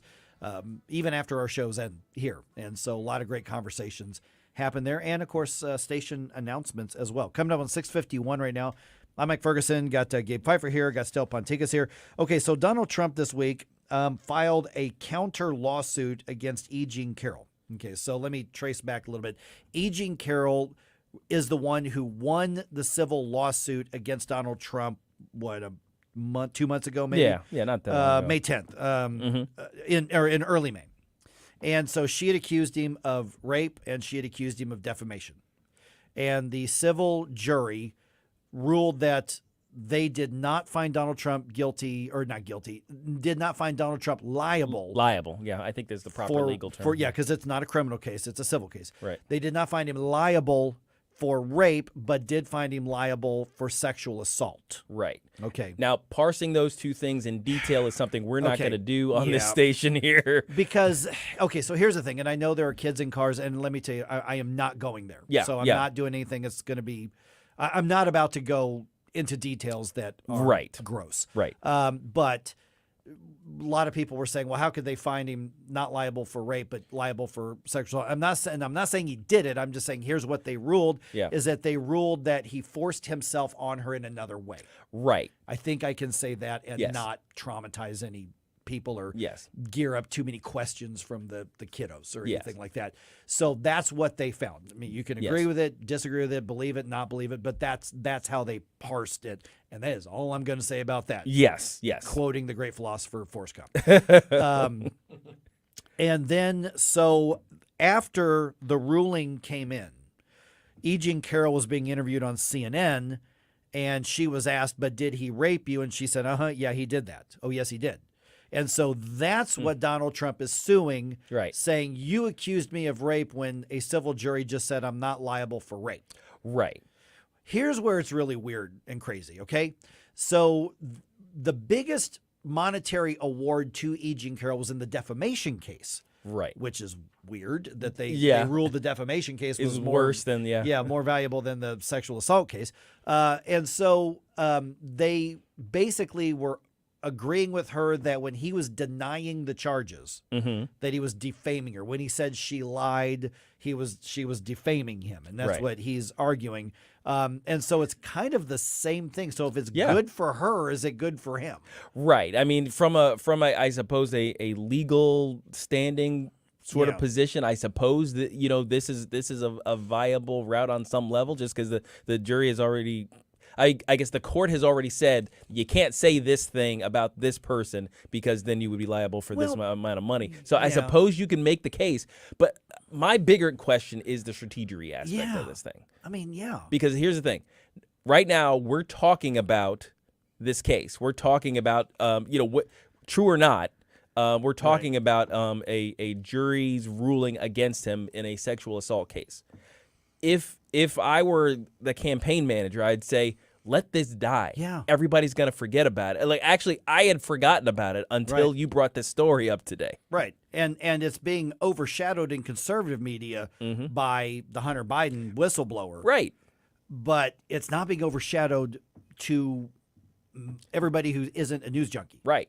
So in the filing, and I'll quote part of the court documents, the interview was on television, social media, and multiple internet websites with the intention of broadcasting and circulating these defamatory statements among a significant portion of the public. The counterclaim also argues that E. Jean Carroll made, and I'm quoting again here, these false statements with actual malice and ill will with an intent to significantly and spitefully harm and attack. Okay. Yeah. Yeah. Yeah. Where how do you parse that? It's like, okay, yes, I suppose. Yeah. I mean, okay, and this is coming from with the assumption that you didn't do anything, but if the jury already found that you did do something, they're not going to co-sign, or even another jury isn't going to co-sign on the idea that it was malicious for her to kind of elevate what they believe that she went through. You know what I mean? So it's just like, come on. So here's the deal, is that there is a significant portion of the voting base who will not believe any accusation against Donald Trump. Sure. Period. It doesn't matter what he's accused of. They absolutely will not believe it. There is another portion of the voter base in this country who believes that he commits a crime every day. Yeah, and that he yawned, and that's a felony. Exactly. So that's why there's no intelligent discussion over this, or very little intelligent discussion. I don't think, and I know this is bizarre to say because it would be different for anybody else.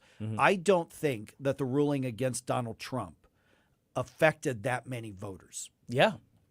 I think he managed to, from a political standpoint, I think he managed to get to escape relatively unscathed from a political standpoint from that whole debacle. And that's why, again, as a campaign manager, I was like, all right, we got through it. Let it die. Everybody's going to forget about it, and we can move on. It's like the $5 million is basically worth it to have this go away. You know, so I don't understand the strategy of kind of bringing it back up yourself. Right, because that's the headlines is to tell the story of the countersuit. You have to recount the story of the one that he lost. And you're not going to get a favorable read from any of the media who's reporting on this, right? So yeah, here they go again. They get to have headlines about you being a convicted sexual assaulter. Yeah, even right? though he's not. Yeah, exactly. So that's how they're going to spin it. That's how it's going to play in social media. That's what's going to be trending on Twitter soon. My goodness, I just don't get it. Yeah, I mean. And it also sucks the air out of the room of every other candidate once again who's trying to make their case to Republican voters. Or let alone our focus on the Biden administration's malfeasance. Yep, exactly.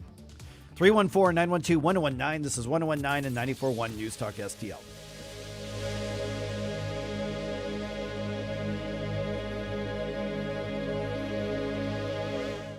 The latest news. Speaker of the House is raising new questions about allegations that the Attorney General of the United States has weaponized the Justice Department. The news you need to know. Ford is making more cuts as it deals with high expenses for making electric vehicles. Seems pretty obvious that his age is creeping up on him. The president's got to do better, and he's got to show himself to be presidential. I've not taken a single penny from any country whatsoever, ever. And the place to talk about it. 1019 and 94.1 News Talk STL.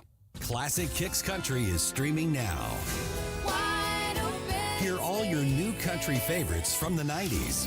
I should have been a cowboy. Streaming as it happened in the 90s. Classic Kicks. Let's go, girls. Download the Classic Kicks app from the App Store. Online at ClassicKicks.com.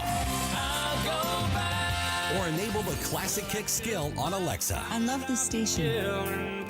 90s new country streaming now.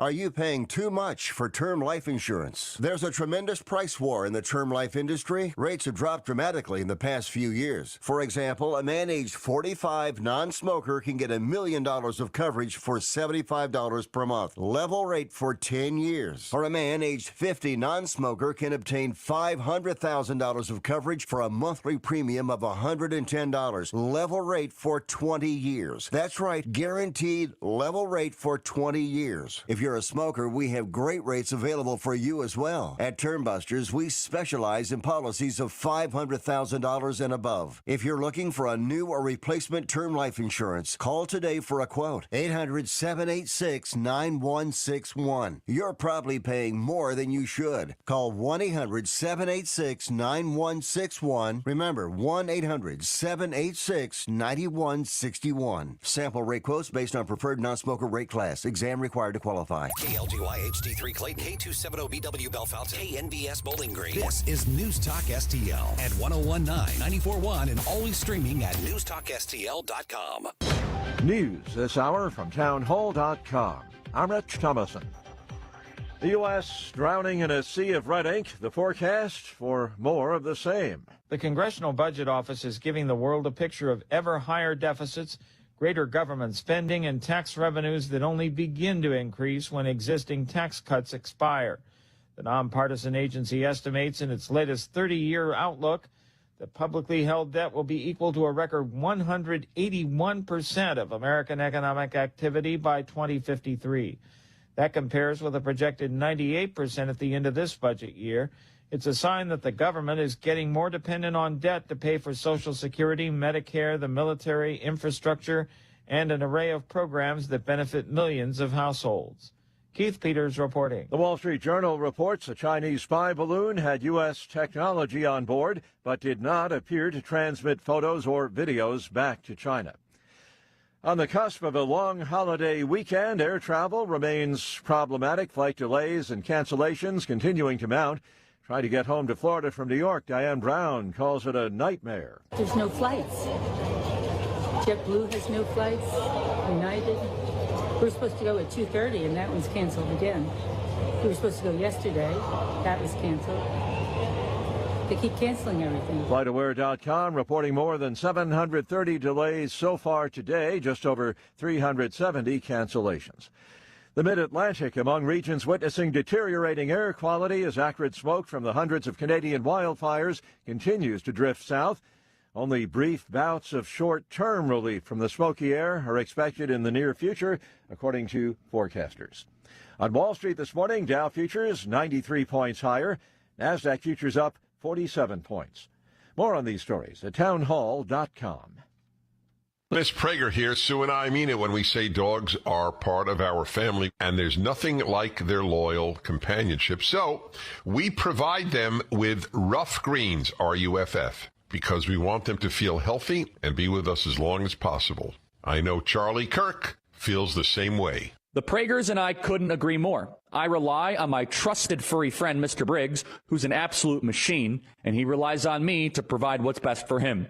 Naturopathic Dr. Dennis Black has packed Rough Greens, not a dog food, but a supplement full of vitamins, minerals, digestive enzymes, and omega oils that Mr. Briggs absolutely needs and loves.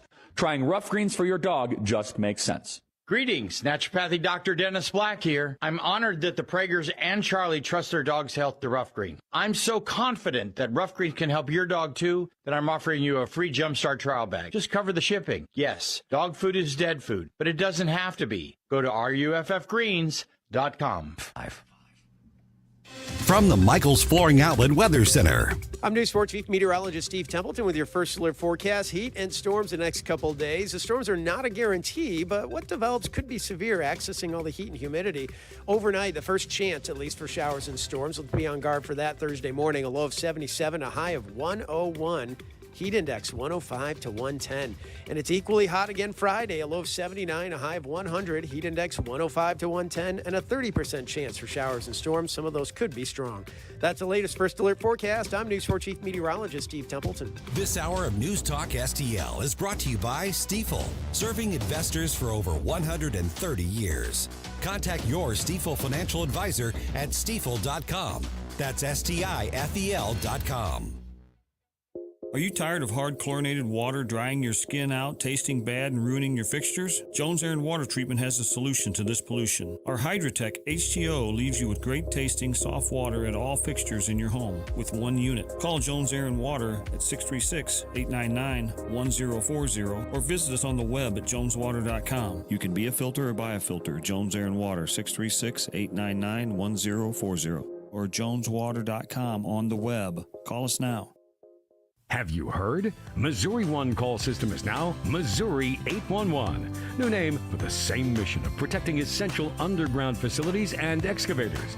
Do your part by requesting a locate online at Missouri-811.org or by calling 811 3 working days before digging. It's a simple process that saves lives and prevents service interruptions. It's simple, free, and it's the law. This ad is brought to you by Missouri 811. This hour of Mike Ferguson in the Morning brought to you by Window World. Simply the best for less. 314-993-1800 or visit windowworld.com. Mike Ferguson. You play ball like a girl! Gabe Pfeiffer. I triple dog dare ya! Get up!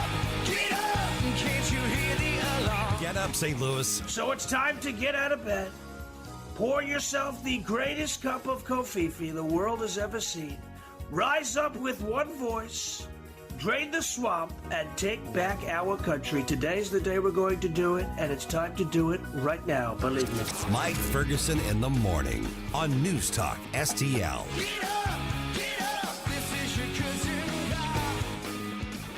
Okay, so police in St. Louis say they now have persons of interest in that shooting where 10, 11 kids got shot. One teenager died at that party gone awry in downtown St. Louis about, a week and a half ago, something like that. All right. And we've seen these pictures all over. The news media is reporting them, and you've got, 4, 5, 6 kids. Yeah. I say kids, they could be 20, but you're looking at late teens, early 20s. Yeah. Something teenagers. like that. They're teenagers. They're teenagers, most likely. And they're all doing their mean mug, and they're holding up their guns, and it's obvious they have no clue how to handle guns. No, not at all. And so the police say, we've got somebody in mind now, we're looking for them. And so that's, of course, is putting a reflection on everything else in not just St. Louis City, but the whole region when it comes to us being safe. And, of course, the left's answer to that is let's just take away Second Amendment rights from the good guys in order to try to get the bad guys to agree to not arm themselves. It's always, I mean, every time we try to understand it, even, it's just like it gets dumber and dumber every time. And when it gets dumber, it correspondingly gets deadlier. Yeah. As well. That's the real big thing about this, Right. too, because as much as they like to claim that it's all about the children and helping people and we're trying to save lives, all of their efforts, all of the things that they talk about have the opposite effect, and that's why we're kind of mad about it. I mean, there's obviously there's the freedom aspect of it. Don't take freedom from people. Right. How about that? Stop messing with us. But that guy abuses his freedom. Yeah, but it's still freedom. And that's the thing. It's like, hey, you know what? People lie. It's like we're not going to restrict First Amendment rights because people are bad with their First Amendment rights. Well, online we will. Well, on social media. Well, that's because a whole other story. story. Okay, so but if you notice this picture, I guess you notice, you can't miss it. I think everybody knows which picture I'm talking about. These idiots are holding, I don't know what the deal is. They've got, so the ones that have handguns have these long extended clips. Yeah. They go way beyond the grip. Yes. And they're holding it upside down by the clip. It's a weird flex. I don't know what they're doing. I mean, it almost looks like they're doing guns. Except you gotta say it tougher, like guns. I guess. I don't know. It's really I don't know what kids are up to these days. Yeah, and then of course this is the story where somehow a big party was happening in an office building that. I don't think, did we ever find out how they got into that building? And because they had planned to do it, so somebody must have had some kind of access or keys or something. Yep. Because this had been going around social media. The invite been going on for apparently 2 weeks, according to police. Oh my gosh. So they knew that there was going to be a party. Police didn't know, but everybody did. Yeah, apparently a bunch of young people did. And so they go into this office building at, what was it, 14th and Washington, I think it was? Yes. I think they jacked the locks to get in. They had to. You think? But they I'm thinking somebody knew that their parent had access to that building. Oh, maybe. No, that's possible. And they stole their key. I mean, I've got a key card access to this building. Yep. Right? So if I had a crazy teenager who knew, maybe they'd want to do something. Yeah. And so this is the one where everybody got shot. So I don't know if it was premeditated, get them all in there, then we're going to start going after our enemies or whatever the case was. I don't know. These things typically are just like random beef starts. You know, it's like, we had a party and then these guys showed up and we start, and they started beefing with them and then there's a thing. Like I've seen it many times. Third hand though, because I don't go to the parties because I don't like people. I mean, I went to plenty of parties when I was younger, but it was nothing like that. That's for sure. Yep. But granted, some of those buildings downtown on Washington, they have spacious entryways, Yeah. Mm-hmm. and once you get in, all of a sudden you've got essentially these large hallways with businesses on both sides. Mm-hmm. I can think of a couple that I frequent that are close to where Over Under Bar and Grill is at, a few blocks east on Washington, and it's a beautiful building on the inside, but you've got other businesses across the hallway, and I can see somebody somehow getting in through those front doors, and then they've got access to essentially what is a totally empty business building. That's a lot of room to party. Yes, yep, it is. I mean, I can imagine if you're a college kid Oh and my you've got gosh. access something like that, you're throwing a banger of a party, man. Absolutely. And this may have been one until the violence till the shots rang erupted and happened. It's always a banger until the shots ring out. And it took a few days once those pictures were circulating to say, okay, we think these are the guys. Now, my understanding is there haven't been, well, there was an arrest early on, but they let that person go because they said they were not involved. Okay. They weren't connected. But as far as the arrest of the actual persons of interest, as opposed to suspect, because that's the next step. At last check early this morning, there had not been any arrest on that. So normally you would say, well, your picture's all over social media, your picture's all over the newspaper, your picture's all over TV. Get out of town, dude. Mm-hmm. But that often doesn't happen. Well, I'm not sure they have any place to go. Yeah, could be. It's all dumb. It's all dumb, and I really wish this city was different. It's like I don't know how to put it. I wish things were different the way not only the way things are adjudicated and the way the government works, but the way society is around here. It's sad. Yeah. More than anything else to me. A lot of these young people, if the young people that I am aware of who've been caught doing all these things put just like a fraction of the effort they put into doing wrong things into doing good things, they'd be amazing. You know what I mean? Like they'd be on their way to success. But here we are, they're putting all of their effort into things that are going to destroy them, and it makes me sad. My wife was telling me about she was at some conference or something where they were dealing with like neighborhood stabilization. They're talking about the young people getting in a lot of trouble. They're talking about these kids who, whether they're peddling drugs or whether whatever it is that they're peddling, they're going out and they're finding customers and they're making sales and they're holding on to their money and they're counting for it. There's and he says he looked at these guys, and I don't remember his name. My wife told me this story years ago, and she said he told them, "You've got the skills, change your product." Yeah. Right? That's sales. That's marketing. Yeah. That's financial accounting. It's like you're doing it. You guys are amazing business people. Yeah. Like just sell something that won't kill you and everybody you sell to. And that's before you get into the organized gang stuff, because I haven't heard anything that indicates this was about organized crime. But when my dad used to be the senior chaplain for the Illinois State Police, and he would ride with these guys. He had a gold badge, just like, and he said some of the troopers who were specialized in investigating some of this, they said some of these gangs will send their members through like an MBA program. Yeah, basically. In order to track and manage all of their money. Absolutely. So don't assume you're dealing with stupid people. No. The guys at the top are usually at the top for a reason. Yeah. They're smarter than the average bear, but they're again applying themselves in completely wrong directions. I will say this though, at least back in my area where I grew up, the petty criminals, the petty dealers, things like that, they would not operate independently for long because there are zones. You know what I mean? There's turf that's owned by gangs, by organized. So if they're not organized now, they will be, and that's kind of the problem. They'll be absorbed into the organization or they will die. So this stuff doesn't stay petty for long, and you got to get these kids before they get into this stuff.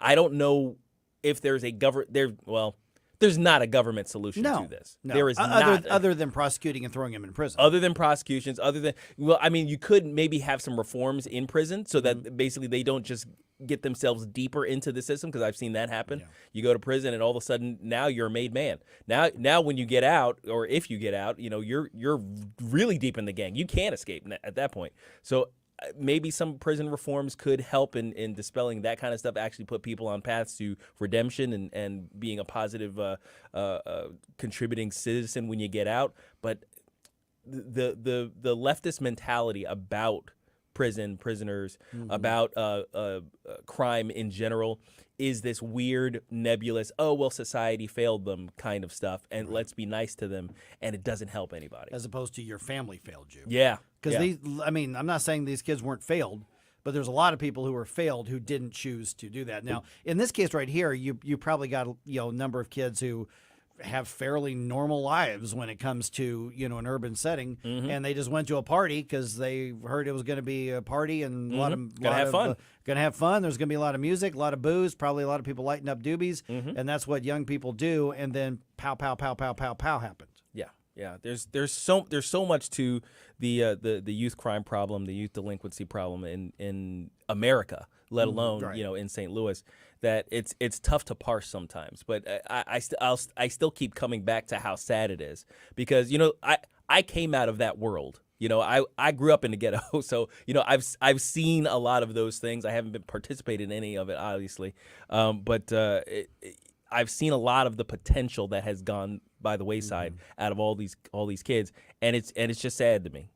There's so much that could be done otherwise. Okay, so just ahead here, I've got the question, because we talked about the Daniel Penny thing yesterday in New York, and he did plead not guilty, so I've got the update on that situation right here. But I think there's a bigger picture. Are we changing how we think about self-defense in this country? Are we changing it overall? I'm not personally, but are we collectively changing how we think about it? Why does that matter to our rights and our freedom, not just here in St. Louis, but everywhere else as well? And then 7:35, our friend Senator Nick Schroer going to be with us, going to get his reaction because he is, I don't know if he wants to admit this publicly, he is an attorney. Yeah, that's right. I just outed you, Nick. And so, we'll get his response to the whistleblower accusations of the corruption and the cover-up with Hunter Biden. That's at 7:35 here on 101.9, 94.1 News Talk STL.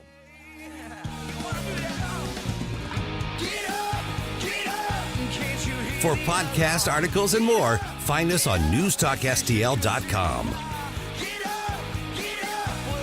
Get up. It's Mike Ferguson in the morning.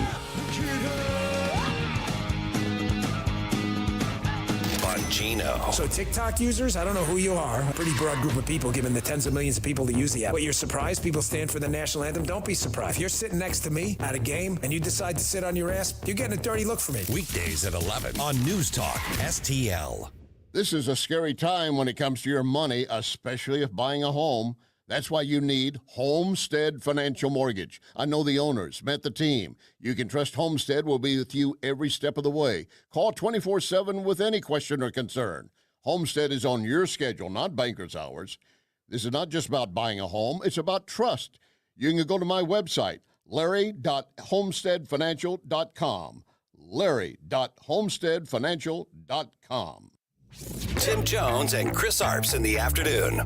Rear Admiral Charles Williams, U.S. Navy retired. Admiral Williams has served our nation ably for several decades, both here and abroad. I listen to your show from time to time, and I got to tell you, it's very educational. You cover local, as you just did with the Urban League, and then you cover national, political stuff, and international, which maybe I can help you a little bit with. Tim Jones and Chris Arps. Weekdays at 3:30 on News Talk STL. Getting a new floor for your home can be intimidating and a little scary. But that's not the case when you go to Michael's Flooring Outlet. Katie here, and my mom and dad used Michael's, and they had a great experience. They've been a locally owned and operated family business for more than 30 years. You want variety? Michael's has carpet, hardwood, laminate, ceramic tile, luxury vinyl, natural stone, and many other options. Shop in-store at one of their 3 locations in Creve Coeur, Dardine Prairie, or St. Peters. Check out everything that Michael's has to offer at igotfloored.com. Fox News commentary. Turns out no one likes Vice President Kamala Harris. Go figure. I'm Tommy Lahren. More next. Hi, I'm Martha Stewart. Every year, more than 4 million pets enter shelters here in the United States. My friends at American Humane have been helping animals since 1877. The goal is to ensure that pets have a safe shelter, especially during natural disasters. Adopting a shelter pet allows shelters to help more animals awaiting care. Please consider adopting today and take some time to learn more about American Humane's other work at americanhumane.org.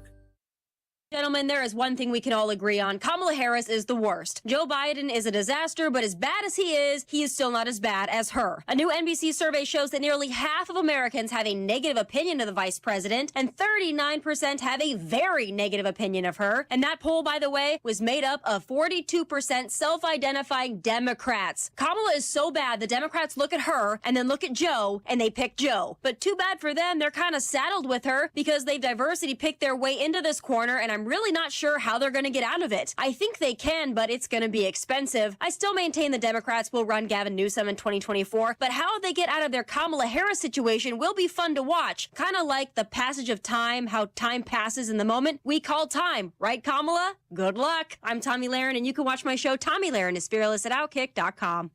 St. Louis's place to talk. Freedom of speech is one of the anchors of our society. News Talk STL.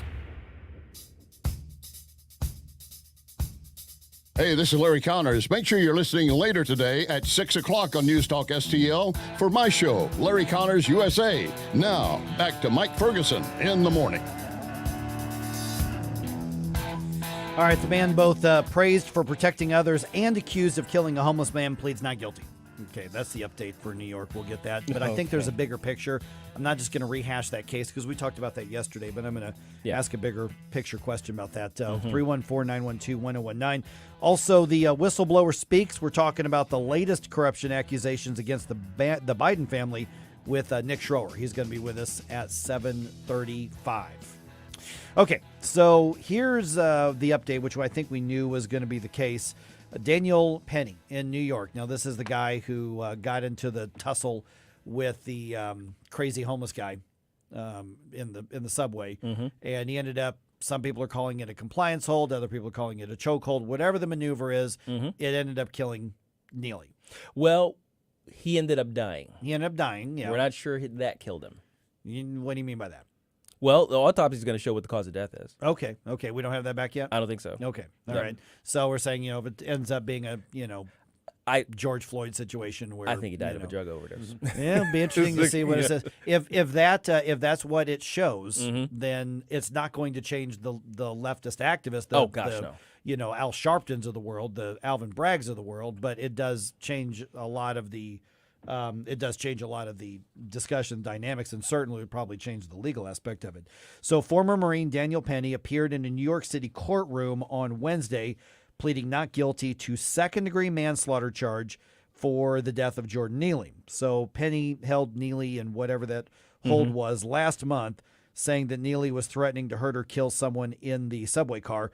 One of his attorneys' name is Thomas Caniff, and he says he's very confident in their case of his defense. All the evidence that we've seen so far and all the evidence we expect to see shows that that Danny acted reasonably under very difficult circumstances in a confined environment that none of us would ever want to find ourselves in. So there was a crowdsourcing fundraiser for Daniel Penny's defense, and it raised somewhere around $3 million. $3 million. Oh, wow. Around the country. Okay.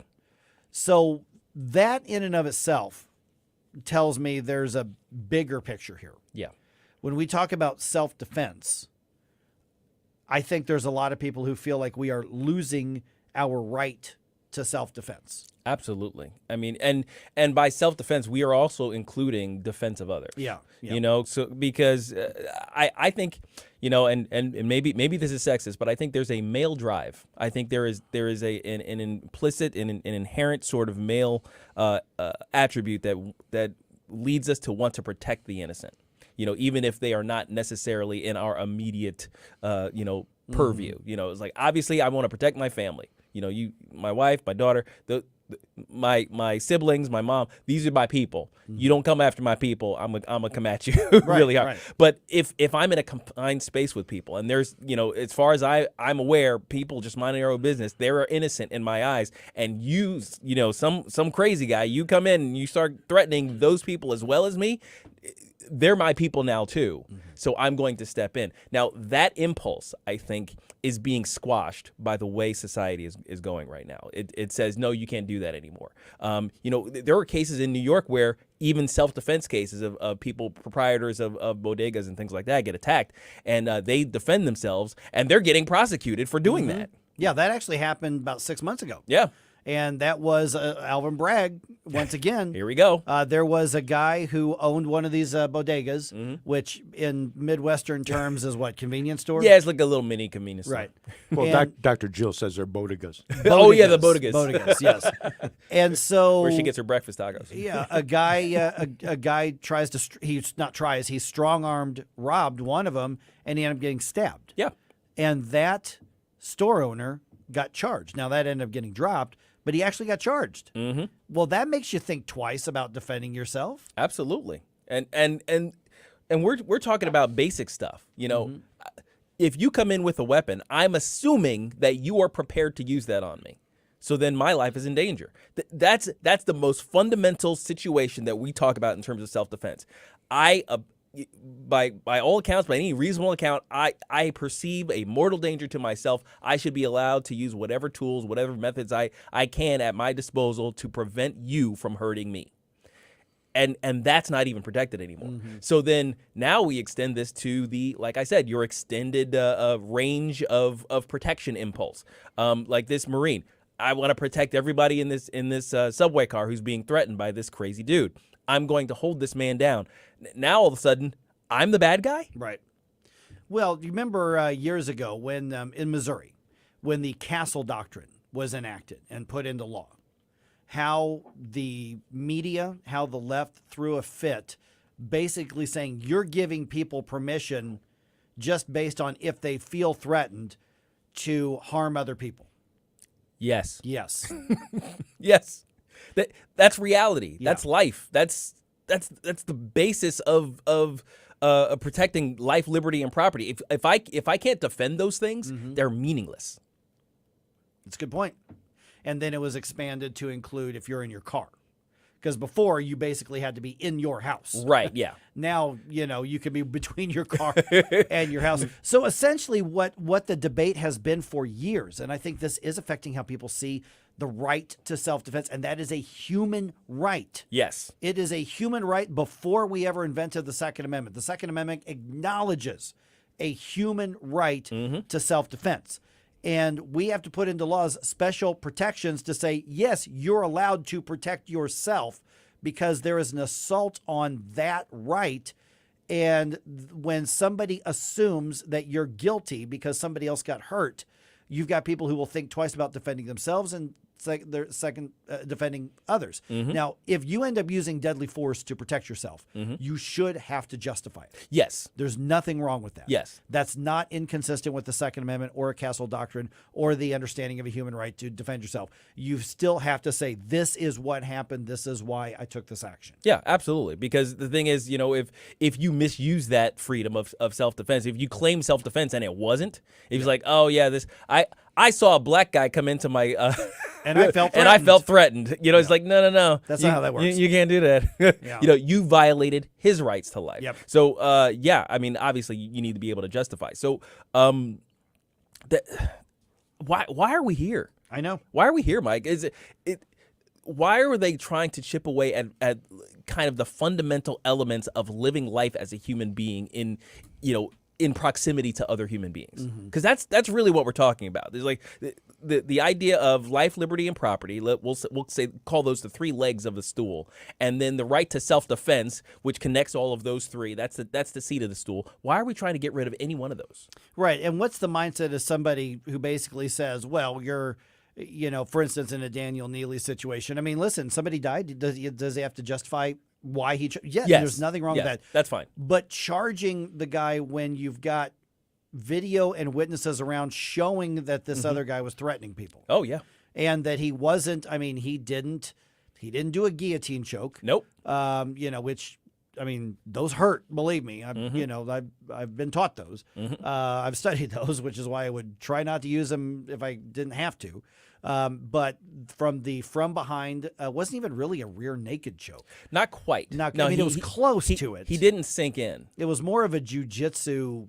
He was controlling his head. Yeah, he was controlling his head. That was it. That's why. That's probably, I think, why a lot of people are referring to this as a what do you call it? A compliance hold, right? Is because the thing is, when you control somebody's head, you force them to do what you want. Yes, that's one of the first things you learn, whether it's judo, jujitsu, something like that. All the grappling martial arts. You control the head, then the body will follow. Right, exactly. So he was controlling his head. He wasn't sinking in. He wasn't trying to cut off blood flow through the carotid artery, because you can tell the difference if you trained in any of this stuff. And nobody around. I mean, this is the other thing too. You know how in these group settings, and you got cell phone video, you hear people screaming on the other, off camera if something bad is happening. You're like, let him go. What are you doing? Oh my gosh. Yeah. There's none of that. No. Everybody in that car was okay with what was happening. But I mean, think about that aspect of this, right? In the climate that we're in. A white guy has his arms wrapped around the head and neck of a black guy, and nobody in the car in New York is upset about it. Something happened prior to that. So I think everybody else understood what was going on there. A bunch of 20-something protesters showed up with signs is what happened. Oh, yeah, and that's what Al Sharpton showed up. Yeah, he was Al like, Sharpton new payday. Right. So, here we go. Yeah. All right, just ahead here. The IRS whistleblower says there is damning evidence against Hunter Biden and, by extension, Joe Biden. And he is listing the specifics and the timelines. Let's talk to Nick Schroer about that, about the corruption, about the cover-up, about the media coverage. That's just ahead right around 7:34 here on 101.9 94.1 News Talk STL. We give you news, analysis, opinion, and more. Only on News Talk STL. Get up. It's Mike Ferguson in the morning.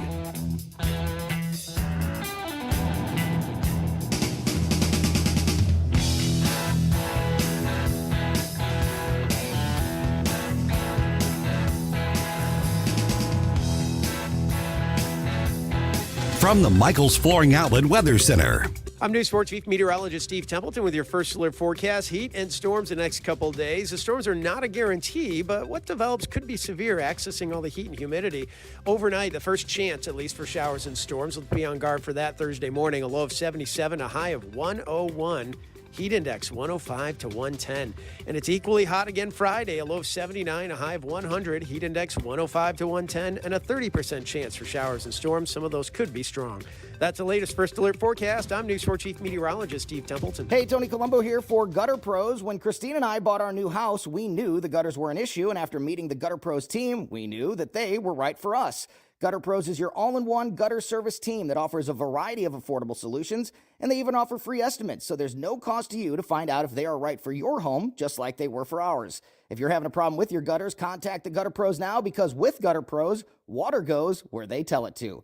Call them at 314-656-7195 or visit gutterpros.com. News Talk STL is proud to have Doug Voss as part of our lineup every week. Doug has been a staple on St. Louis radio for many years as one of the leading financial experts in the area. You can hear Doug and Safe Money Radio 3 times every weekend on News Talk STL. And in case you miss anything, you can check it all out at DougVossSafeMoneyRadio.com. What else do our listeners need to know, Doug? Simply put, I focus on helping pre-retirees and retirees build, preserve, and protect retirement assets, and I've been helping my clients solve their insurance and financial needs for the past 33 years. I also strive to educate my clients on how to prepare for retirement, minimize the impact of market volatility on their assets, and deal with the challenges of increased longevity. Call me today at 844-676-SAFE. That's 844-676-7233. Doug Voss is a registered representative. Securities offered through DHL Securities, LLLP, member FINRA and SIPC. So many ways to listen to News Talk STL. Join the conversation. All you have to do is say, Hey Alexa, play News Talk STL. Welcome to News Talk STL, conservative talk radio for St. Louis.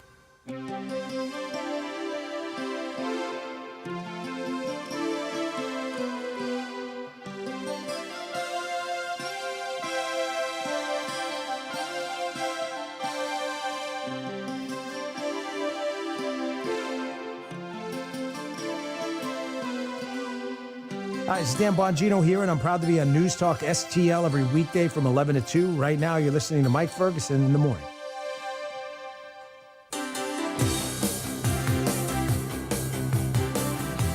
Okay, the IRS whistleblower says it's not just corruption, it's a matter of, I guess for lack of a better term, gave a legal shield and a cover-up from the highest parts of our government. Bottom line is this.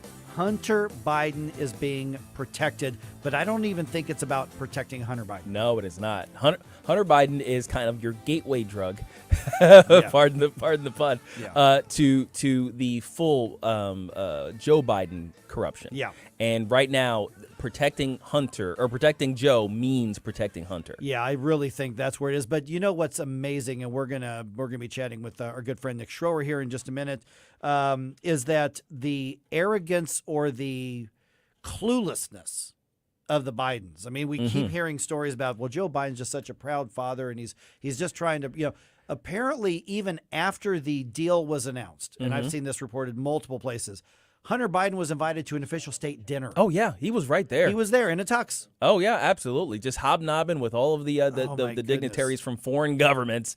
When the acute accusation swirling around is that he's colluding with foreign governments. For crying out loud! All right, don't forget News Talk STL podcast on demand listening. Just had somebody on Rumble saying, "Oh, I'm a little behind on the shows. I'm listening to Monday's show right now. You can go back and listen to anything you want." And of course, a lot of the interviews. Matter of fact, that interview with Matt Osborne yesterday about the upcoming film Sound of Silence. That's Sound of Freedom. Sound of Freedom. I'm sorry, Sound of Silence. I was thinking about the song. Yeah, the album. The album. Sorry. Sound of Freedom. Sound of Freedom. Yes. Because we touched so many important topics on that. You can hear that and share it with your friends.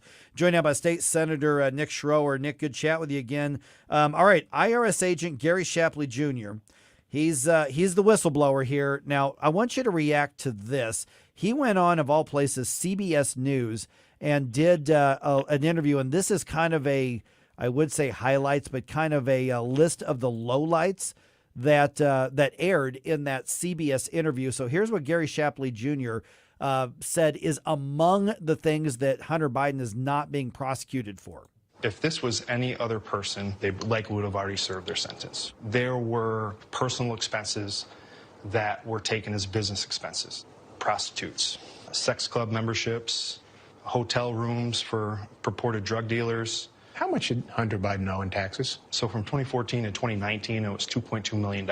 I documented exactly what happened, and it doesn't seem to match what the Attorney General or the U.S. Attorney are saying today. There were certain investigative steps that we weren't allowed to take that could have led us to President Biden. And you wanted to take them? We needed to take them. And you weren't allowed to take them? That's correct. Okay, so one, I'm a little surprised that CBS News actually broadcast that, but those are just among the accusations that Hunter Biden did. But the bigger picture to me is, okay, he got a sweetheart deal for the tax stuff, but what it sounds like, Nick, is that the whole point was stop it here before it goes up the line. Man, and what's going to happen? You know, we've heard directly from Biden himself when he was talking about the quid pro quo with the prosecutor in Ukraine over the millions of dollars. We've heard from Hunter Biden himself with the laptop that the FBI said didn't exist, and now we see all of this proof coming out. We hear these whistleblowers coming out saying, look, the government is insulating their own. There is a two-tier justice system. But my question is, and we just discussed this this past weekend, is what is going to happen? We've heard time and time and time again how corrupt the Clintons are. Whatever happened with them? We've heard time and time again how corrupt the Bidens are. What's ever happened to them? And now you hear CNN not mentioning any of the clips that you're playing. CNN is concentrating on some sort of clip of Trump telling people that he had these classified documents. I mean, we have to get our act together and stand up and start making sure that justice is blind and justice is going to be doled out, whether it's Hunter Biden, whether it's Joe Biden, or the entire Biden family. I mean, this stuff is atrocious. Good morning, Nick. Gabe here. How much of this is actually penetrating the low information voters? You know, the people who don't really stick to all of these subjects the way we do. They're not steeped in it the way we are. Are they aware at all? Can you tell of what's going on here? I think they're beginning to become more informed, especially when it gets to the CBS, rather than just the Fox News, where they're going to just discount it. Now you see whistleblowers coming out that you would never think that IRS agents or other individuals. I think there's a former donor of the Biden family that is coming out now talking about how corrupt they are. So, yeah, I think the low information voters are starting to see some of this information. And my question is this. Is it all set up by the Democrat Party to usher him out so we can have somebody like Gavin Newsom, Kamala Laughingstock Harris, or Michelle Obama come in? You know, typically you don't see the Democrats eating their own like they are starting to right now, or, you know, the news media covering these big topic items. I mean, we've known this stuff for years, how corrupt they are. We've known how corrupt the Clintons, the Obamas, the Bidens are. Now it's finally penetrating into the and other news media outlets that I think it's going to make an impact. And when just a follow up right there, I mean, the media I mentioned earlier today, Nick, I always do a search when we're doing these stories because, you know, we toss out the mainstream media is not covering these. They're not covering it up. They're forced to cover this, but it definitely is not with the intensity the conservative media has. But I went down the line, and you named the left-wing media other than like your MSNBCs, the networks and USA Today and all of these, they've got coverage of it, but it's not as robust or it's certainly downplayed. But it tells me that they are being forced to some degree by the market to have to cover this. Yeah, and I think you're going to hear from the slew of candidates in the Republican primaries. I think they're going to be talking about it. All of the new podcasts that are out there, not just on News Talk STL, but you can see, you know, Joe Rogan and all the other guys that are coming out that necessarily weren't that popular back in 2016 or 2020. You're going to have a bunch of individuals with their megaphones concentrating on how corrupt this is. So, yeah, I think there's going to be some sort of an impact. And now you've got an individual by the name of Elon Musk who's not inclined to, block people out who are covering, or, who are bringing this type of information up. So I think, ultimately, hopefully it'll make an impact, but I think it's going to get the coverage that it deserves, not necessarily by the mainstream media, but I think by regular folks that are sharing this information. Nick, do you think that, going back to the justice question, do you think there's much of a hope that we will get any prosecutions on this? I mean, I know it's going to take reforms at the DOJ, at the IRS, at the FBI. It's going to take a whole lot of movement in a lot of alphabet agencies before we'd even get much traction, even with a Republican presidential administration. So how likely is it that anything will actually come of this other than maybe possibly a political defeat? I'm not hopeful at all. I think when you look at all of the information that we had on the Clinton campaign, colluding with the Russians, colluding with Obama and others to smear, to spy on the Trump administration and the Trump campaign, whatever happened with that, you had Jeff Sessions getting a special prosecutor. I mean, it was atrocious to see that the bureaucrats in the swamp were very deep. That, Trump couldn't drain the swamp. He had a little impact on it, but he didn't go far enough. And we've just seen with the sweetheart deal that Hunter Biden has received, the whole thing was already set up. By the time the news media was reporting on it, they said, there's a sweetheart deal. He's already going to plea.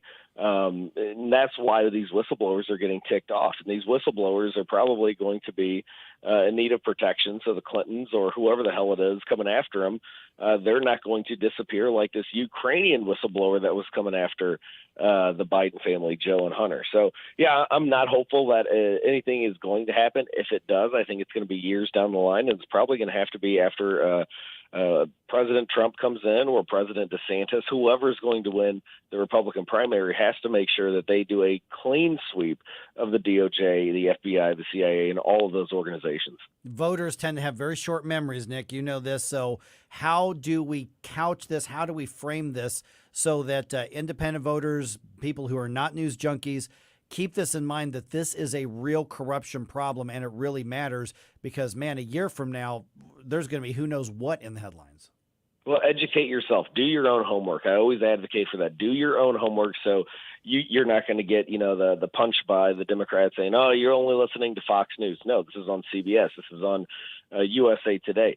Do your own homework. Take your notes. And then when they bring up things like, well, Trump was allegedly talking about his own daughter in these disgusting, eerie, pedophilic ways. Well, that's not necessarily truth that we have. That's something that the Democrats are trying to smear us with. But while you want to talk about things that are disgusting, here's this corruption. Do exactly what the Democrats do, and don't let us forget about how corrupt, how criminal these activities sound to the average voter, and start educating your friends, your family. Use your social media, use your soapbox to educate people how corrupt these Democrats are today. All right, State Senator Nick Schroer. Hey, appreciate you being on. I know it's pretty early in the week still. Any formative plans for this week's Stand and Fight here on News Talk STL? Well, I know we're going to discuss this again. We're going to discuss the criminal activities in the Biden administration, Hunter Biden, Joe Biden, crackhead Hunter, not claiming his coverage for prostitutes and drugs that he's paying from this IRS whistleblower. But it's just, different ways we can use the facts for a counterpunch when debating these psychopath Democrats on social media. Yeah, and between now and Sunday night, there are going to be plenty of updates that we don't have right now that you're going to have then. Absolutely. All right, Nick, good chat with you. We've already tagged Nick on our social media, right? All right, we've already tagged you. So hopefully people are following you, because that is always, speaking of fireworks coming in the 4th of July, there's a lot of fireworks surrounding your social media accounts. It is. It's fun. You can go to the Facebook page or just go to nickschroer.com. Facebook page is a little more G-rated. The Twitter, I could talk about how beautiful the weather's going to be, or how hot it's going to be, and the Democrats just come unglued. That's true. Yeah, if you like fighting trolls, there are plenty of them that just kind of swarm around Nick whenever he says anything. Yeah. Good morning. Absolutely. You're a hateful bigot. that's and fascist. Yeah, and fascist. That's right. Racist, Yes. all the ifs. Yes. Who did you mean that good morning for? It wasn't all of us, was it? Jeez. All right, stay safe, Nick Shore. Hey, talk to you again soon, my friend. Thanks. God bless you, boys. Thank you. All right, 314-912-1019. You know, in addition to all the corruption, there's another reason to not support Joe Biden, and that is the economy. Yeah, a little bit. Jeez. So now there's a term for it. Oh. Bidenomics. Okay. And the president and the White House and the Democrats, they want to sell us on how great Bidenomics is. You know, I have a term for it. Yes? Malarkey. Well played, still. Indeed. All right, got our friends from the Heritage Foundation breaking down exactly what Bidenomics means to us. We'll talk about that right around 7:49 here on 1019 94.1 News Talk STL.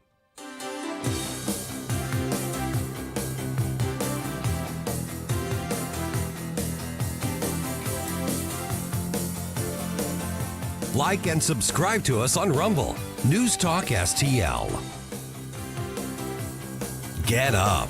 It's Mike Ferguson in the morning. Hi, Sean Long for STL Fenceworks. STL Fenceworks is proud and excited to install American-made aluminum and vinyl fence products, as well as American-made decking. For instance, STL Fenceworks has teamed up with Jareth Manufacturing. Jareth invented the aluminum fence industry over 50 years ago. The Jareth product is wholly sourced and manufactured in the U.S., and STL Fenceworks is the third largest Jareth customer in the world. STL Fenceworks is vinyl fencing also, and not just white. We partner with National Vinyl Products to provide you with tan, clay, gray, and variegated wood grain vinyl fence products too, all made in the U.S. Not to be forgotten, STL Fenceworks is maintenance-free decking. STL Fenceworks is the #1 distributor of Wolf Cellular PVC in the Midwest, proudly manufactured in the U.S. and voted #1 maintenance-free decking product in the United States. Let STL Fenceworks make your outdoor space magical. Visit stlfenceworks.com today and learn how we can make your backyard dreams into a reality. At STL Fenceworks, your satisfaction is our passion. I'm Dr. TJ, owner of the Institute of Natural Health, co-owner of Optimal Nutraceuticals, and the host of Wellness 101. Wellness 101 is designed to cut through the nonsense and provide you common sense, science-based information regarding health and wellness. On the show, we discuss topics like thyroid health, gut health, hormone optimization, and many others. Our show airs Saturdays at 10 a.m. and 2 p.m. and Sundays at 11 a.m. and 3 p.m. right here on News Talk STL.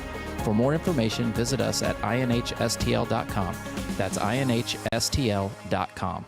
This hour of Mike Ferguson in the morning brought to you by Window World. Simply the best for less. 314-993-1800 or visit windowworld.com.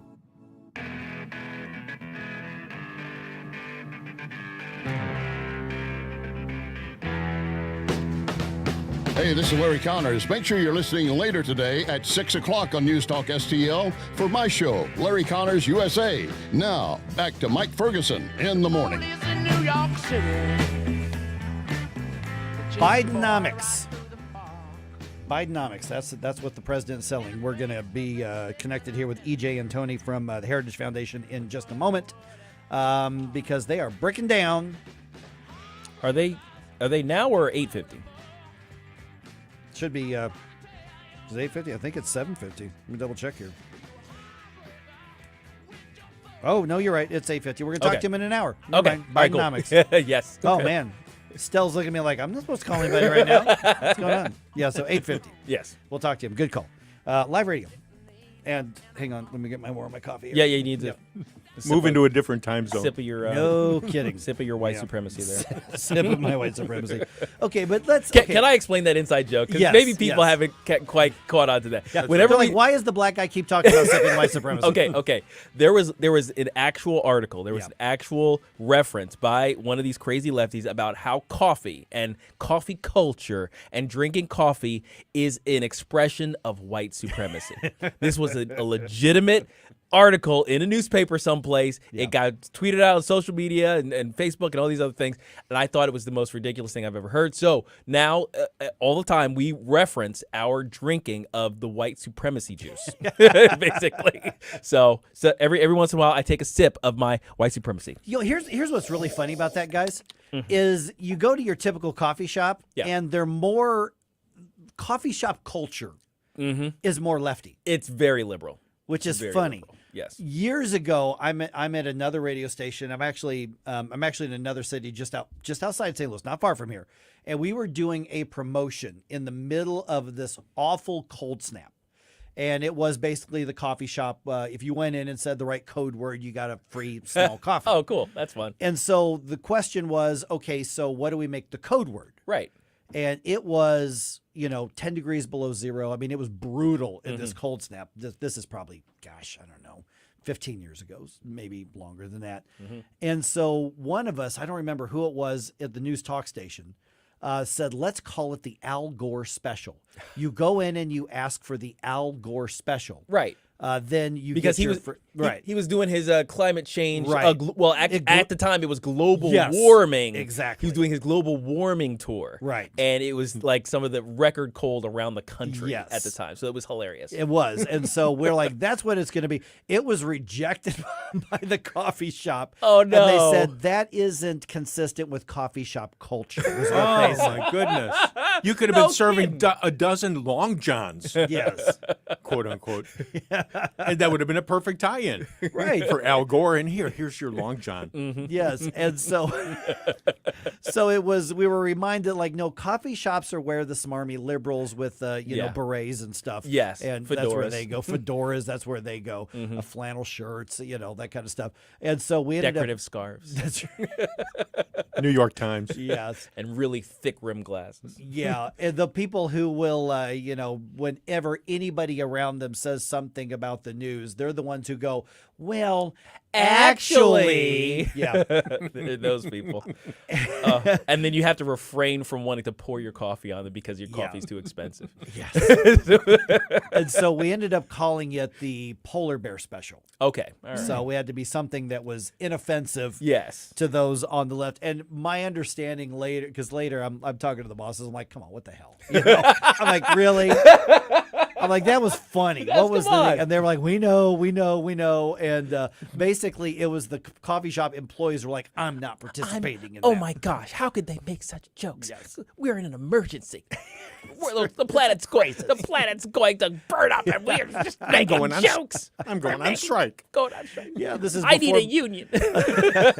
Sorry, it was before all that. It was before all that. It was even before like pronouns and stuff. That's how long ago this was. It was actually funny because my I'm trying to get caught up. A lot of people know I do a nationally syndicated show on the weekends called American Viewpoints, and I am behind on loading up each segment as a podcast. So if you subscribe to American Viewpoints, it airs on the weekends all over the country, and then I post it the following week, and you get alert. You can listen if you miss it here on News Talk STL, which it airs here. Yeah. And then you can get it, and it's basically me doing a lot of interviews with people who are smarter and more interesting than I am. And I was doing one about the Starbucks striking. Right. It was my conversation I had recently with Mark Mix from National Right to Life. And I'm thinking, Right to Work. Right. I'm sorry, Right to Work. Gosh, this has been a day for me on this. I have gotten Sound of Freedom wrong. I've gotten right, and so I'm putting that up on the podcast, which if you find American Viewpoints on the podcast, you can find it right now. And so I decided, because I'm just trying to get these things posted, I'm like, okay, what's going to be a catchy headline? And so I think I put it, how do you take your coffee, unionized or decertified? And that's how I posted it. Nice. That's cool. Yeah. I like so after you subscribe to the News Talk podcast, please look up American Viewpoints podcast and subscribe to that. And once I'm caught up, you'll get like 4 days a week. You'll have one a day, and they're about 9 minutes long each. Whereas News Talk, you've got our interviews, which are about 10 minutes long. Of course, a lot of people just listen to the show, at that as well. So subscribe to that as well. But the great part is it's really easy to like click and share it and all of that kind of thing. But that also kind of bleeds over into everything else we're talking about. We talked about the coffee shop culture. We're talking about the mindset that says I'm not going to adapt to reality in order to push a leftist narrative. Right. That reality has to conform to my view of what reality should be. Yeah. Right. We should be able to just all share in everything economically, right? We should be able to. People should be able to share their passions freely in the world, and it's basically 6-year-old thinking, right? It's like, well, why if everybody just shared everything, we would all be rich, right? Like it's 6-year-old thinking, but it's made academic and made to sound smart by the coffee drinking liberals over there, and they want reality to conform to that, but it won't. it's like trying to fight gravity. Do you think a conservative coffee shop would do well? That's a good question. I mean, there are a lot of themed coffee shops. Yeah. I've seen coffee shops that churches have owned, and they, which is great. The Higher Grounds. I was going to say, I actually saw one called Higher Grounds, and I'm like, funny, but a little cliche. I see Come what you on, did there. Hebrews. Yes. So I've seen those, but what about like a concern? I don't think one would do well in St. Louis. No, it wouldn't be in the city. It'd have to be like out in St. Charles or something. Yeah, I mean, it had to be out in God's country. I am telling you that if somebody wants to put together a coffee shop with conservative ownership, and I actually do know of one prominent coffee shop here in the area, chain of them that is owned by diehard conservatives, but they don't build that into the business model because they like their business to succeed in St. Louis. Right. But I am telling you, they are owned by absolute great people and conservatives, and it's one of the biggest names in St. Louis. So here's a question, though, then is it possible to have a conservative culture, conservative coffee culture? Right. In the same way as like, is it possible to have conservative soccer culture? Because you know what I mean? The answer is no. It's that kind of But stuff. if you leave it up to Nick Schroer and I, it's going to be a conservative whiskey and bourbon culture. There you go. Yeah. That's one of the problems is we're competing with that. Yeah. So just put the bourbon in the coffee. And I can make a conservative steakhouse. I'm up for that. Yeah. All right. Somebody put together a conservative coffee shop. Let's talk endorsement deal. Absolutely. All right, just ahead, the effort to chip into your Second Amendment rights. Looks like some local liberals are trying to do it at one bite at a time.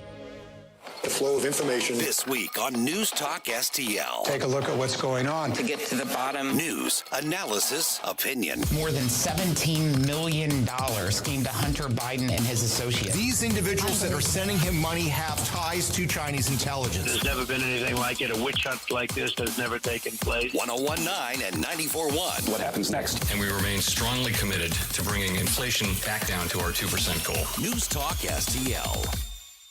Well, it is definitely summer here in the heartland. Time to call Hanson's Tree Service for all of your commercial and residential tree care. Tim Jones here for Hanson's Tree Service. Let them come out to your homestead or your business today. Take care of everything regarding the exterior of your home. Grinding and land clearing, all residential and commercial tree services. They've got fantastic organic mulch in bulk. Plant health care as well. Give them a call, 636-379-1830, 24/7. They're always available at hansonstree.com. That's hansonstree.com.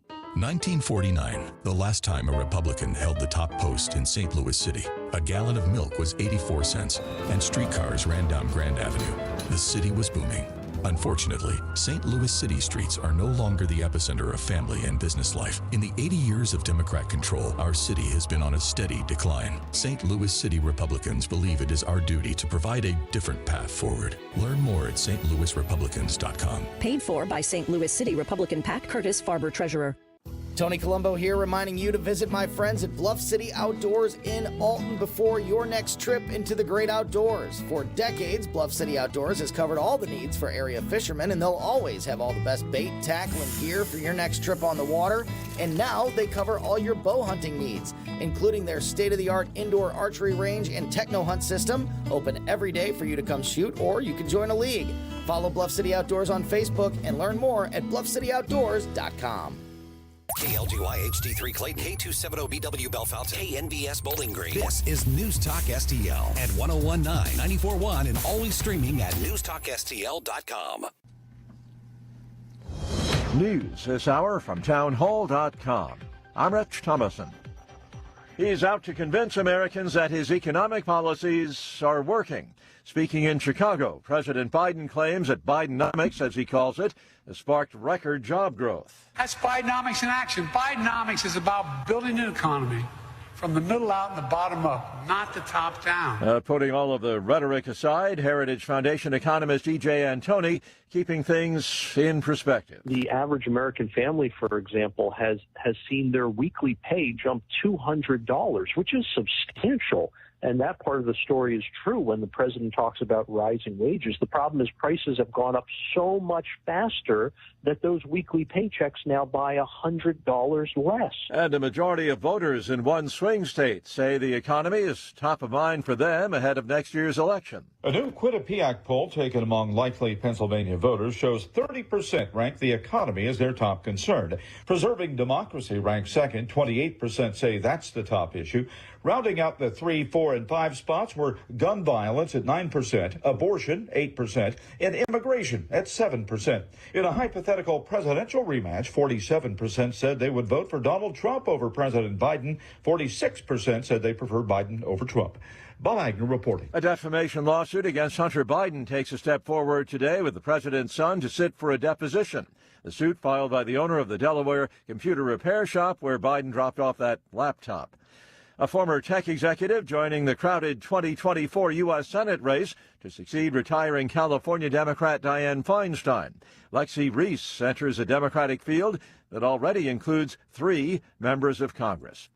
On Wall Street, Dow futures 93 points higher. NASDAQ futures up 22 points. More on these stories at townhall.com. There is a great awakening happening. Patriots are revolting against woke companies crashing their sales and stock prices by taking their business elsewhere. The mobile phone companies are no different, which is why I want you to make the switch to Patriot Mobile today, like I did. Patriot Mobile is America's only Christian conservative cell phone company. Imagine getting dependable nationwide coverage on one of the big 3 mobile networks and simultaneously supporting free speech, religious freedom, the sanctity of life, the Second Amendment, and our military, veterans, and first responder heroes. That's exactly what you get with Patriot Mobile. Their 100% U.S.-based customer support team makes the switching easy. Keep your phone, keep your number, and choose from the best network in your area. It's that simple. Just go to patriotmobile.com/Gorka or call 878-PATRIOT. Get free activation and a performance guarantee today with offer code Gorka. We are making a difference. Join me and make the switch today. patriotmobile.com/Gorka 87. From the Michaels Flooring Outlet Weather Center. The team that brought conservative talk radio to St. Louis is back. This is News Talk STL. News, analysis, and opinion from the voices you know and trust. Mike Ferguson, Tim Jones, Dan Bongino, Tony Colombo, Vic Porcelli, Katie Fitzpatrick, Chris Arps, Ken Williams, Larry Connors, Gabe Pfeiffer, Joe Pags, Randy Tobler. Talk radio made in St. Louis for St. Louis. 101.9 and 94.1 News Talk STL. Welcome home. What if the music stopped? If the familiar voices were silenced? If there were no breaking news updates? What if your companion and connection to your community came with a monthly fee? Don't worry, we're free local radio with you wherever you go, celebrating 100 years and looking forward to the next 100. We are broadcasters. Text radio to 52886 and let Congress know you depend on your local TV and radio stations. This message furnished by the National Association of Broadcasters. News, analysis, opinion. Confirmation that COVID-19 likely escaped from the Wuhan lab. Anthony Fauci orchestrated an elaborate cover-up. This is News Talk STL. More than $17 million came to Hunter Biden and his associates. I have not taken a single penny from any country whatsoever. As I've said before, no one is above the law, including Donald Trump. 101.9 and 94.1 News Talk STL and newstalkstl.com. The fighting spirit of the Marine Corps is born of battles won. Battles won within, over enemies of fear, enemies of doubt. It's who we are. It's what we do. It's a promise made to you for more than 2 centuries. A promise of the Marines. This hour of News Talk STL is brought to you by Rodney and Jen Wallner and the entire Wallner home selling team at Berkshire Hathaway. Call them today at 314-810-SOLD. 314-810-SOLD. Mike Ferguson. We the people. Gabe Pfeiffer. It's not rocket science. Rocket science. Get up, can't you hear the alarm? Get up. Mike Ferguson in the morning on News Talk STL.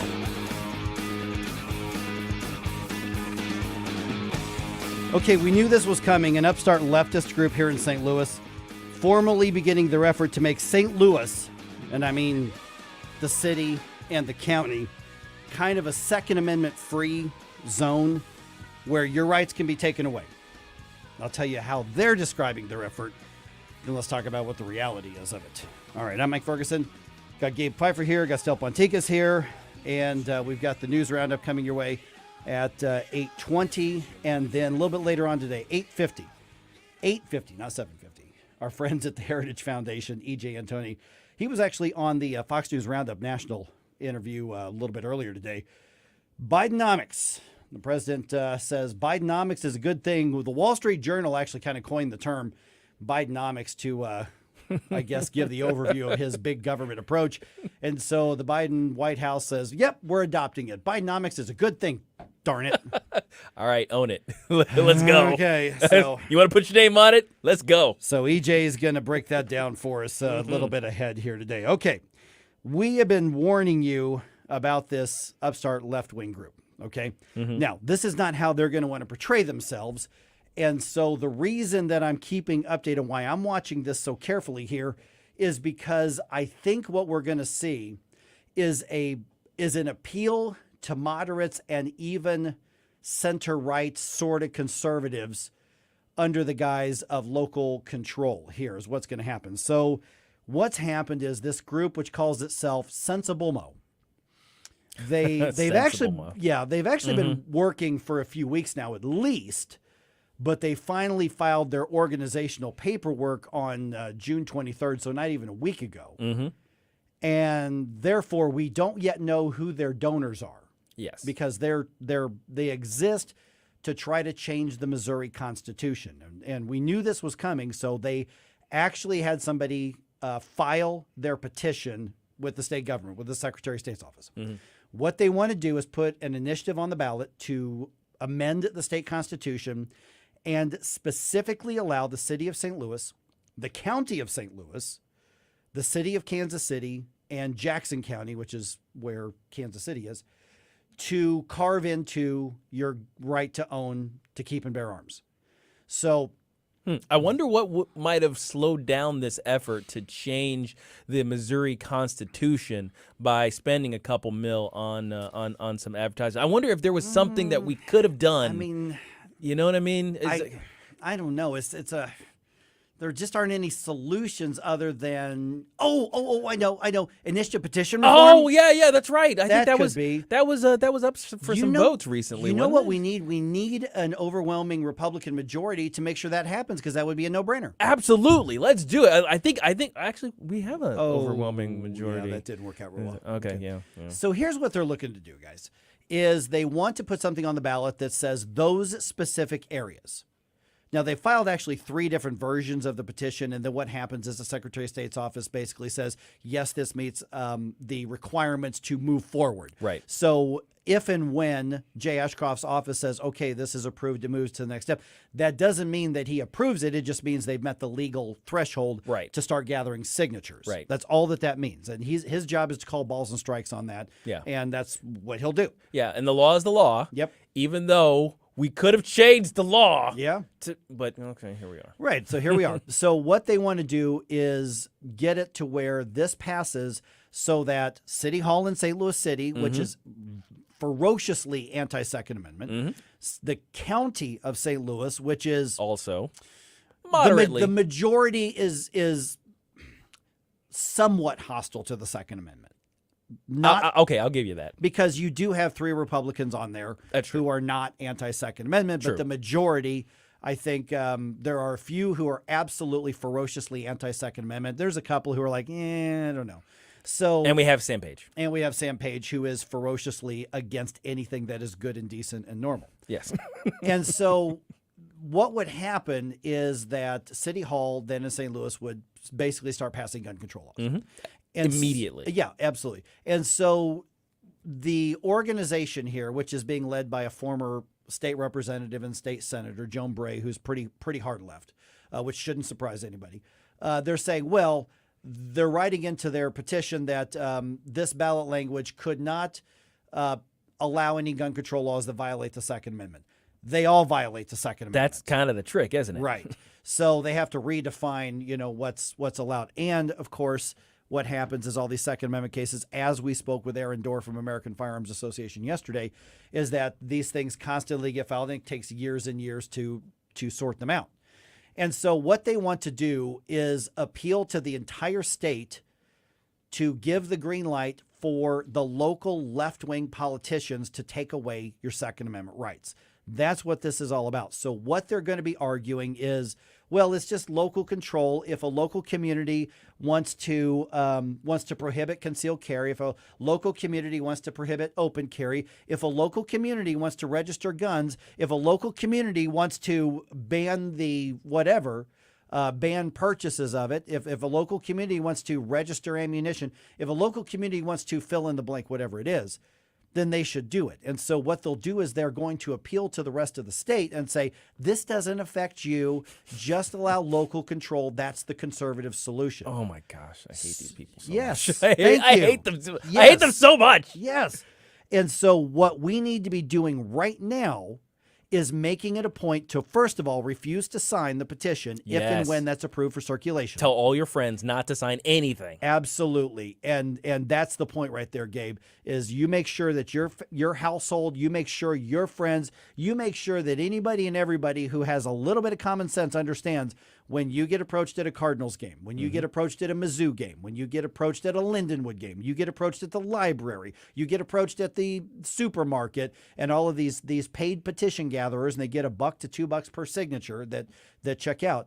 They're really going to want to get people to sign this, and they're basically signatory mercenaries. Yes, is what they are. And so you need to make sure people understand that we don't even want this thing on the ballot, because for about $2 or $2.5 million, a lot of voters can be duped, and it's not that hard to change the Missouri Constitution, unfortunately, still. Yeah, and the duping begins with those signature gatherers, right? Because Yes. they're going to start with the lies immediately. It's like, okay, would you like to sign a petition to make Missouri safer? Yep. Would you like to sign a petition to keep guns out of the hands of children? Yeah. You support local control, right? Yeah. You support local control. Solidify, make us local control stronger. Yeah, exactly. Yep. They're going to use every trick in the book to couch their language such that it obscures what the petition is actually calling for. They're going to get people, first of all, to agree to that lie with their signatures. Then they're going to pay that $2.5 million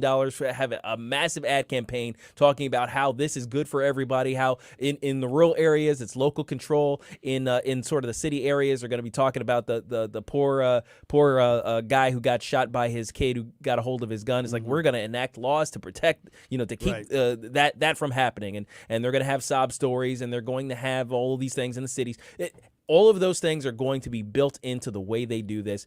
They're going to be counting on people not to read the legislation or understand what it actually does, but simply agree to the false premise of the things that it will accomplish. Mm-hmm. And by the way, another petition that you're likely going to be asked to sign is to put a measure on the ballot that would legalize abortion in Missouri again. Oh, right. Elective abortion, because they're going to go that route as well, knowing that they're wanting to overturn state law, which is explicitly pro-life, probably the most pro-life laws in the country. Absolutely. And they're going to want to amend the state constitution to make abortion a right in Missouri by the state constitution, which is another reason that the Republican leadership in the legislature failed in order when they didn't allow initiative petition reform to move forward. I'll add a third one to the list.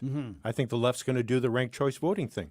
They're going to try to get that on. Yeah, they're going to try. Oh, yeah. The initiative petition is basically the only way leftists can get their legislative goals accomplished in Missouri, because it's such a deep red state, because the legislature is a Republican supermajority. Even though they don't really accomplish Republican things, really, they at the very least, I suppose, are nominally a bulwark against the extremist leftist sort of type of things. But the leftists can get their will accomplished by this initiative petition sort of system, and they're going to do it as much as they can. So let me go ahead and push back with what they're going to say. Oh boy. The will of the people. If a majority vote that way, then why are you against the will of the people, Gabe? Yeah. And Mike? Well, guess what? First of all, the will of the people cannot override rights. That's called the tyranny of the majority. We are not a strict democracy in that way. We are a democratic republic. So and a constitutional one at that. So the Constitution is supreme law. Second of all, we're not talking about 51% of the population. Correct. That's not how these things work. We're talking about off-year elections when maybe 9% of the eligible voters actually show up at a poll. So we're talking about 50% plus one of 9% of the voting population who might agree to this. Now, in goal. this case, though, it would be on in the presidential election cycle. That's true. That's true. In this case, it would be a large. Okay, so we're talking about, and there is no primary. It's on the actual presidential election. Okay, so we're talking about 15%. Oh, well, actually, what's more than that? What do we usually get? Do we get half? Yeah, we'll get about half. Okay, so we get it'll be 50 to 60%. 50% of 50% of 50%. Yeah. Is kind of what we're looking for in that initiative petition. So 25% of the population could make this rule for everybody. Let's even go wild and say 80% of the voters show up in the presidential election. Sure. Yeah, that means you need 40% plus one of the registered voters. Right. That's wild. And that's not even counting how many people are eligible but don't register. Correct. Like that's one of the failings of is that people misuse their freedom by not using it. It's like you are responsible for this, government people. Yeah. I'm not sure anybody who listens to us is irresponsible enough to shirk their responsibility to vote. But if you have been lax in your voting, if you don't vote in the off-year elections and all these other stuff, you're partially to blame for the garbage that we usually get. I don't know if there are any good constitutional small government conservative petitions in the works right now. I haven't heard of any. So at this point, if you get approached, and it won't be for months before they can start getting the signatures, but at this point, just say no. Here's a question. Is it possible to use the initiative, the petition process to change the petition process? It's possible in Missouri, yeah. Maybe conservative organizations might think about doing that. Yeah, you know what I mean? It's like because at this point we're kind of hampering ourselves by not if we're not going to change the process, maybe we should at least use it once or twice to do something good. Yeah, it's like, just a suggestion. 314-912-1019. I know it's been said in other election years. Decline to sign. Yes. And make sure everybody knows not to sign these petitions. Yeah, don't fall for the lies. Let's slow them down, keep it off the ballot if we possibly can, so that we don't put our rights at risk. All right, news roundup coming your way, and then the whistleblower speaks up and speaks out. Oh boy, what he is saying Hunter Biden did and what's being covered up, it's really, really massive. Eyebrow raising. Yes, it is. We'll hear that at 8:35 on 1019-94.1 News Talk STL. This is News Talk STL at 1019, 94.1, 99.1 HD3 and newstalkstl.com. Get up, can't you hear the alarm? Get up, this is your cousin Rob. Mike Ferguson in the morning. What are you waiting for? Get up, get up. The latest news. Speaker of the House is raising new questions about allegations that the Attorney General of the United States has weaponized the Justice Department. The news you need to know. Ford is making more cuts as it deals with high expenses for making electric vehicles. Seems pretty obvious that his age is creeping up on him. The president's got to do better, and he's got to show himself to be presidential. I've not taken a single penny from any country whatsoever, ever. And the place to talk about it. 1019 and 94.1 News Talk STL. News Talk STL. First thing in the morning and pretty much all day. Live and local. 1019 and 94.1 News Talk STL. Did you see that weather forecast for today? Over 100 degrees actual temperature, possibly 105, even 108. Heat index plus unhealthy air because of those Canadian wildfires. That's why you need your house secure to keep the bad stuff out and keep the good stuff in. That's why you need to call my friends at Window World. They are simply the best for less. Mike Ferguson here for Window World. The phone number is 314-993-1800. So many benefits to having Window World windows on your home. First of all, they're making your house just upgraded in its performance and the way it protects you. Double strength glass, lifetime warranty, excellent craftsmanship, a company that stands behind their product, and they will, again, offer you that lifetime warranty. They will stand behind it for the life of your home. Something goes wrong, which it's not going to, but if it does, they're going to make it right, so you're going to save money, not just up front, because they are simply the best for less, but also in the long run as well. I mean, today we've got that unhealthy air circulating through, and it actually can affect your lungs. I know it was affecting me yesterday. I was absolutely feeling it. And whenever you're in your home, and if you're in the wintertime and you've got that window or you've got that screen door where you can put your hand up and you can feel the cold air coming in, well, guess what? That means the bad stuff right now is coming in as well. That's why you need to consider upgrading your home and protecting you. They have 18 months, same as cash financing with approved credit. So they can make this even easier to manage, in addition to the fact that they are the best for less. You can learn more at windowworld.com, but here's what I do. Give them a call, 314-993-1800. Talk to one of our friends in their offices in Earth City and where their warehouse is, and just have them come over, take some measurements, show you what they can do, show you why they're superior, and also show you how much less you're going to pay for these windows, give you the in-home estimate. It's custom for you, and then they're going to leave you alone to make your decision. It's not going to be a high-pressure situation, not going to be awkward, not going to be uncomfortable. They just want to improve your home, and they can do that in an incredibly cost-effective way. Matter of fact, not only do they have windows, but they also can do siding and entry doors as well. And as always, it will be custom built for your home. Save money, custom built. Your home performs better. It protects you better. There is no downside here. 314-993-1800. Only one of two windows with the Good Housekeeping seal of approval, and they are the preferred window of the St. Louis Blues. I'm going to give you that phone number one more time. Call them today. 314-993-1800. Southern Armory, your hometown gun store. Come and be more than just a customer. Southern Armory, we carry the best guns, holsters, knives, magazines, ammunition, and even food storage. Special orders are welcome. Southern Armory, 1 mile east of 270 and 44, 9901 Watson Road, and SouthernArmory.com. That's SouthernArmory.com. Whether you're purchasing your first firearm or adding to your collection at Southern Armory, you're more than a customer, you're part of the family. Follow Southern Armory on Facebook or at SouthernArmory.com.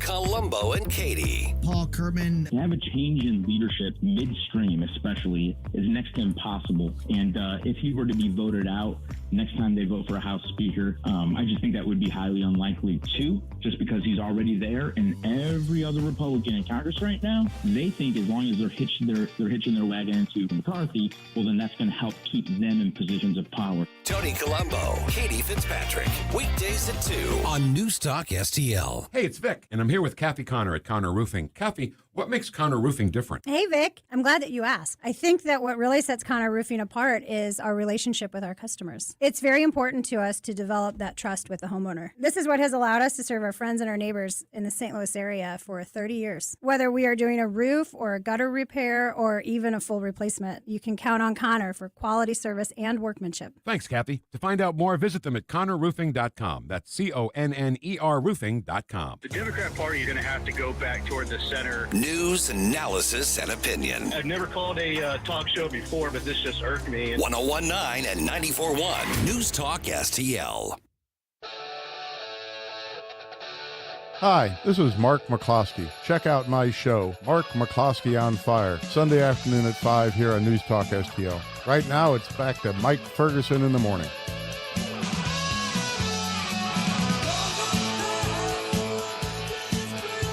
An IRS whistleblower steps forward and says the facts show that not only is the Biden family, Joe and Hunter, corrupt, but that there's an active cover-up and legal shield for Hunter in particular, and that legal shield is coming from very high levels of government. Also, oh man, so much happening. Bidenomics, that's a thing now. We'll talk about that a little bit later on. And seriously stay inside today because those Canadians are burning down their country.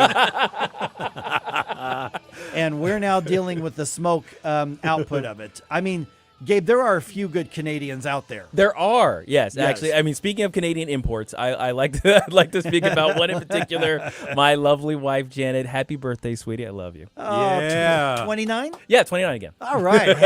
Happy 29th birthday, Janet Pfeiffer.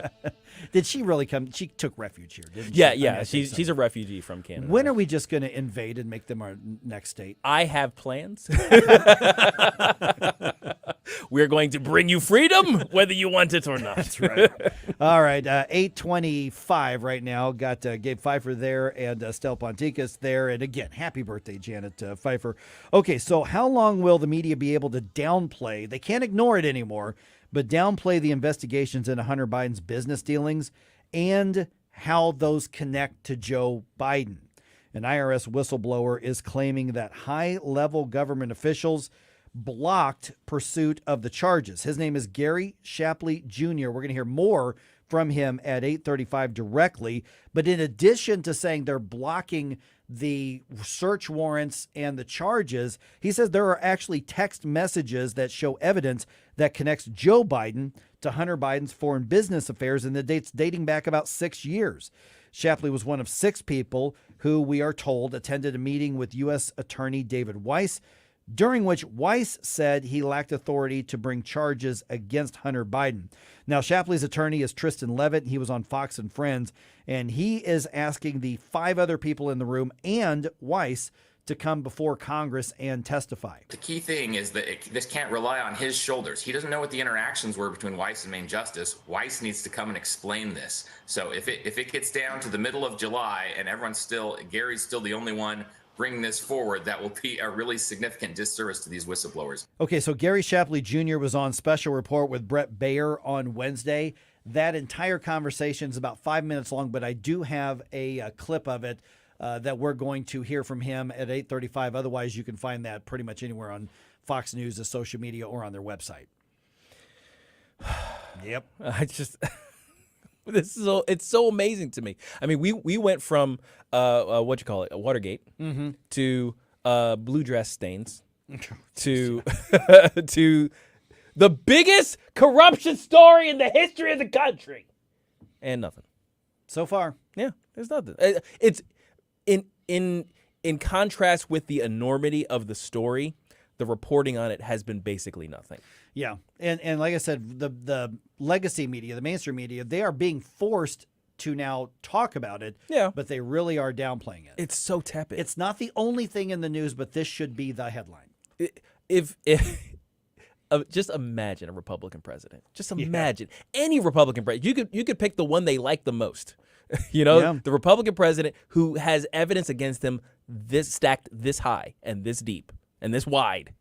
It's huge. It's like huge. This is the biggest story. It's the story of the century. Yeah. Like any reporter would be like, "Oh my gosh, I have the story of the century. We're going to be the next Watergate. What is the next Watergate? I'm going to be the next who were the guys who reported that who won Pulitzers for Woodward and Woodward. We're Bernstein. the next Woodward and Bernstein. We're gonna be famous for the rest of our lives. Nobody even wants to touch this thing. They don't want to. Yeah. And that's so indicative of why investigative reporting is gone. Because I would normally say, hey, there's a Pulitzer sitting out there for you guys. Yeah. There's probably 10 or 15 of them waiting for you. But those awards aren't worth anything anymore, considering who they've gone to and who they've been awarded to over the past 10 to 15 years. See, that's kind of where I was going with that, Stel, because the difference between the early 1970s is right now, there's no Pulitzer out there for exposing something like this because it would be against the left. Oh, man. This is how far we've fallen. That's a really big problem. Okay, let's see here. So this happened in Oakland last night. Grounded to third. Donaldson has it. There it is. Perfection for Domingo Germán. And that audio is from the Yes Network, which carries the New York Yankees for only the 24th time in Major League Baseball history and all the predecessors to it. So 24 times in big league history. There was a perfect game. Domingo Germán throwing the perfect game in their 11-0 win over the Oakland A's last night. Man, he is the 4th player in Yankees history to throw a perfect game. Like I said, the 24th in history to do that last night. Ironically, his uniform number is 0. Yeah. 0 hits. And the New York Yankees are going to be at Busch Stadium starting tomorrow for a 3-game series with the Cardinals. And this is where I secretly pull out my Yankees hat. Yes. Put it on my head. I'm a New Yorker, guys. So FYI, I'm that guy. So it's Yankees, not Mets. It's Yankees, not Mets. Yeah, it's like, I don't know, losers vote for Mets. All right, speaking of the Cardinals, despite getting home runs from Nolan Arenado, who, I'll just remind everybody, is the man. Absolutely. Paul Goldschmidt and Brendan Donovan, the Cardinals lose to the Astros last night at Busch. Houston scored 5 runs in the 8th inning, blowing the Cards' 2-run lead. So once again, relief pitching blows it for the team. Final score was 10-7. The series wraps up tonight with the rubber game at 6:15 is when the first pitch happens at Busch Stadium. And then, like I said, it's the New York Yankees in town. Still, have you heard? I heard Aaron Judge was hurt, not going to be able to play. Is he in the lineup tomorrow? Do we know? Not that I know of. I don't think He's so. got that toe injury. Yep. My guess is, you know how toe injuries can really bug you. Oh, yeah, yeah. My guess is he may be out for a little bit. Which is frustrating, I know, because the Cardinals were marketing this as MVP versus MVP, and now one of the MVPs can't be there because obviously the National League MVP is defending MVP is Paul Goldschmidt, and Aaron Judge was the American League MVP, and he will not be there. But the New York Yankees are in town to take on the St. Louis Cardinals. Mm-hmm. So yes, I will be quietly rooting for. Yeah, you better be quiet for my boys. By the way, can I just address a rumor I've seen going around about St. Louis sports? I've seen a lot of Twitter traffic saying that the XFL is bringing the championship game to St. Louis. Really? Did you see this? Okay, I have not seen this. Okay, so what happened is the XFL reserved 6 dates with the Dome for 2024. There's only 5 home games. You only get 5 home games. So immediately the Twitter traffic was saying, does that mean we get the championship game? That would make sense. Yeah. I checked with the Battlehawks. Yeah. They don't know who's getting the championship game, and they told me that every team reserved 6 dates at their stadium. Oh, okay. So it's just kind of a just in case, I guess, that the league does. Okay. Yeah, they have to I don't know. It might be here, but don't assume because they reserved 6 dates that it is going to be here. So just I did something different when the rumors happened. I actually checked? I actually went to the source and that's said, crazy. Is this that they said we don't know? Did you do a journalism? I did a journalism. I did it all over the place right here with all this new carpeting. Clean that up. I know. So maybe not, but don't get all excited just yet. Maybe get excited later. Everything we did for the XFL, they need to. They need to bring that championship here. Because we'll fill the Dome. Oh, absolutely. All right, just ahead, the IRS whistleblower, he's leaving stuff exposed all over the place as well. Hear from him, and his accusations are pretty darn shocking. We'll talk about it next on 101.9 94.1 News Talk STL.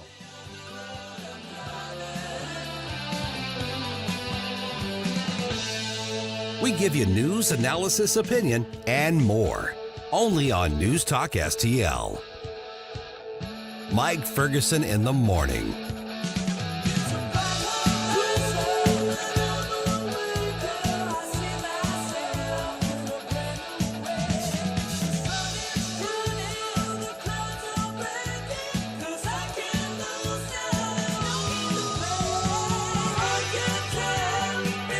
From the Michaels Flooring Outlet Weather Center. It's a triple threat from weather today. The heat, we have a heat advisory, and that high temperature could reach over 100 degrees. We'll say 101 with a heat index of 105 to 110, so the heat advisory for today and tomorrow.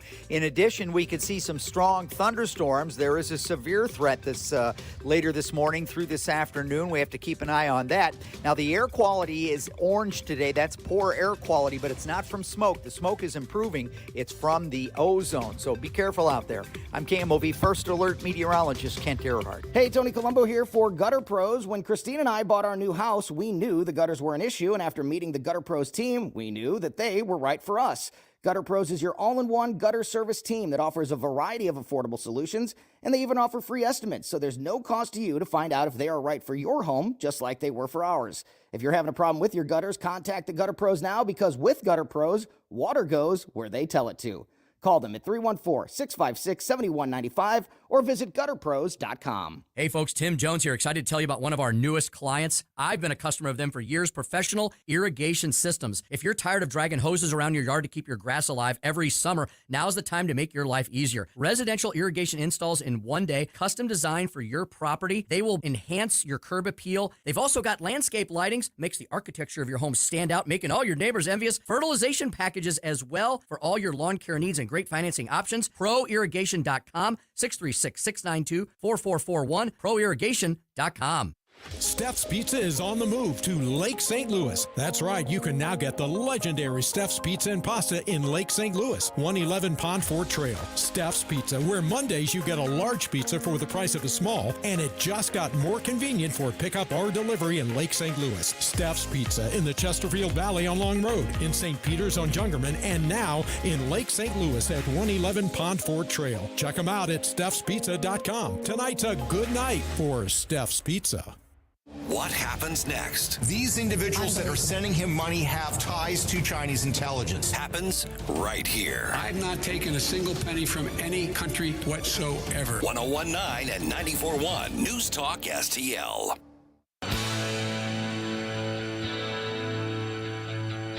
Hello, morning people. Tony Colombo and Katie Fitzpatrick here.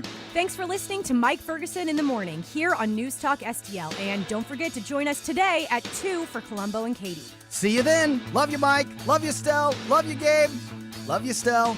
You said Stell twice. I like Stell. The Hunter Biden whistleblower is not holding back with his accusations. I mean, like you were saying before, Gabe, I mean, this is bombshell stuff. It's crazy. It's really crazy. Just ahead, we're going to take another look at the Biden administration. Now it's Bidenomics. That's what they're trying to sell. Literally, they're trying to sell Bidenomics. So our friends from the Heritage Foundation have some thoughts on that. We'll talk to them. We'll talk to EJ and Tony about right around 8:50. All right, 8:37 right now. Okay, IRS agent Gary Shapley Jr., that's the whistleblower who says the investigation of and full charges against Hunter Biden have been and are being blocked up the line. And we're talking IRS investigations and into the DOJ as well. Right. So not just one agency. Right. So if I find something, I'm supposed to run it up the flagpole to somebody at the next level, and they're supposed to take it and go with it by law. Like there are laws that requiring people to take actions when certain metrics are met. As in federal prosecutors. And none of those actions are being taken. Okay, so a couple of clips from Gary Shapley Jr.'s interviews. Now, he was actually on CBS, and this is a montage. This is a collection of some of the biggest accusations that he says his investigation and those of his subordinates have actually found. If this was any other person, they likely would have already served their sentence. There were personal expenses that were taken as business expenses. Prostitutes, sex club memberships, hotel rooms for purported drug dealers. How much did Hunter Biden owe in taxes? So from 2014 to 2019, it was $2.2 million. I documented exactly what happened, and it doesn't seem to match what the Attorney General or the U.S. Attorney are saying today. There were certain investigative steps that we weren't allowed to take that could have led us to President Biden. And you wanted to take them? We needed to take them. And you weren't allowed to take them? That's correct. How do you mark a prostitute on a spreadsheet? I'm wondering how what category do you list that under? The sex club membership? What category do you list that under? That's a great question. I don't know the answer to Advertising? that. I mean, we're laughing, but this is part of what he was saying is if any of us did that, oh gosh, we're in jail. Well, and the other thing too, he said they would be serving their term already. This is how far back this stuff goes. It's like, they knew all of this stuff way back in the day. Yeah.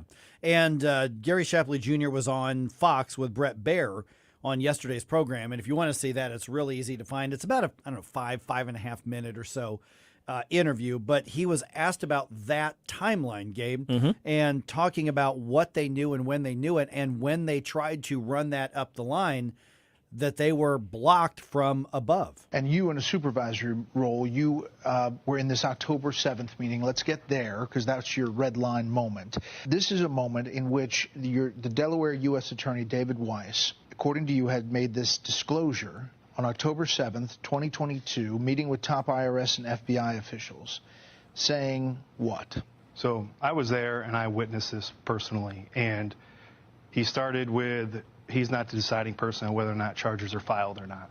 Not the deciding person on whether charges are filed with Hunter Biden. That's correct. Who was?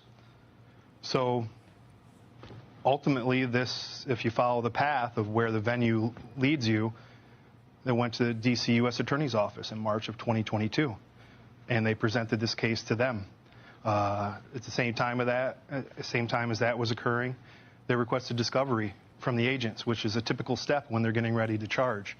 Now, I wasn't in those meetings. I asked to be in those meetings, as did the case agent, so we didn't help present to them.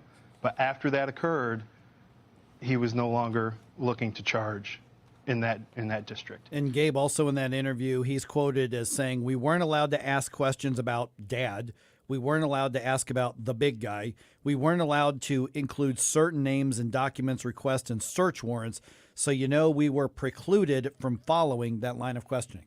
It's wild because, I mean, again, you think about anybody else doing this. Some major political figure on the right, his son is caught doing some nefarious things, and in correspondence talks about giving a cut to Dad.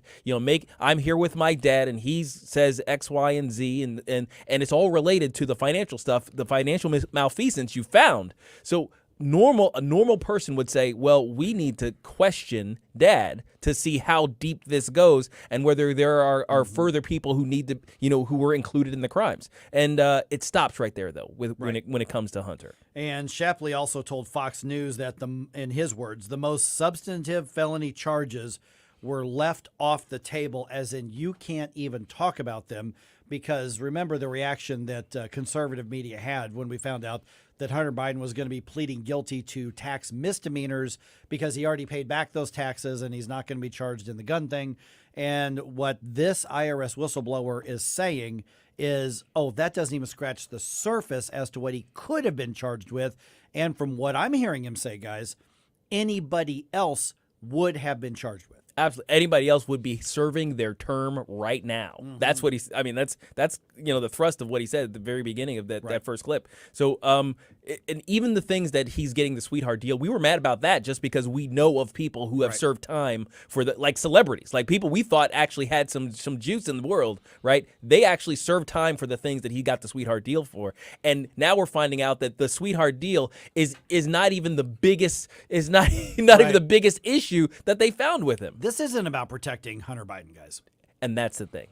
I mean, let's be honest. This is not about protecting Hunter. No. We've heard that the president's just stubbornly wanting to protect his son. Mm-hmm. Okay, I mean, sure. I guess I understand that to some degree, although I will just say maybe I've got a different mindset on this. I told my kids when they were old enough to start going to hang out with friends and all that sort of thing. I said, by the way, if I ever get a phone call in the middle of the night and you say, Dad, I messed up, I'm in jail, come bail me out, the answer is no, and I'm hanging up.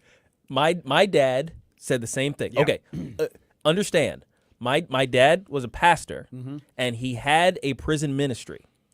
And he said, if I will not visit you in jail. Yeah. That's okay. So that was my clue, my understanding that, look, there is a line that cannot be crossed in my family. And that was kind of an understanding. You can't be like Sonny Hostin crying about how much this. It's just a love story about a father who loves his son so much, and he's just trying to get him through his addictions.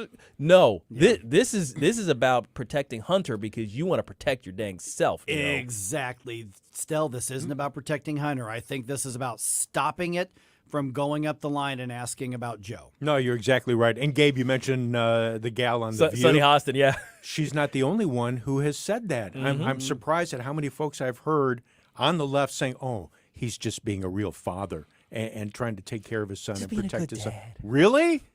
Oh, my gosh. Yeah, my dad had told me that, it would be being a bad father to not let me suffer the consequences of my bad decisions, because he would be enabling things that would eventually destroy me even worse than the stuff that I got into. That's how he explained it to me. So that's the thing. You can't even use that excuse with me. I know what a good father looks like, and that's not Joe Biden. Same here. I went through the same thing, and I know I've shared the story before. I won't share it here now, but my dad did the same thing with me with the local police in my hometown. Yep. And he just told the police officers, you do whatever you need to do. And I realized then, oh boy. Yep. My dad said he'd turn me in if he found something. He's like, I'm calling him to come get you. Oh man. But this is going back to where we started, Gabe, with the level of corruption here.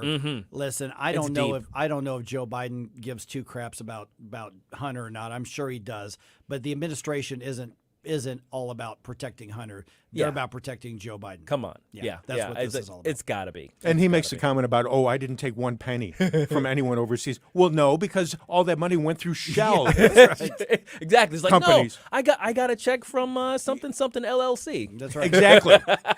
Exactly. All right. Well, that's not the only thing that the Bidens want to affect when it comes to how we view them. How about Bidenomics? Mm-hmm. That's the term now, Bidenomics. Reaching in your pocket. That's right. Oh, my goodness. So our friends at the Heritage Foundation, E.J. Antoni, is going to be with us. Kind of describe what are Bidenomics and how are they affecting us? It's a little bit different than what the White House wants us to believe. That's coming your way right around 8:50 here on 101.9 94.1 News Talk STL.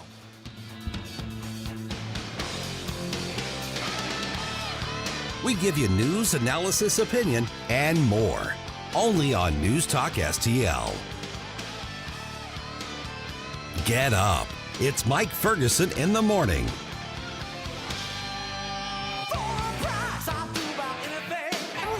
What a wonderful spider web you have built for us. I love this fabulous space we have right here in the corner of the kitchen. Thanks, Charlotte. I think I'll build us a vacation web in the coat closet.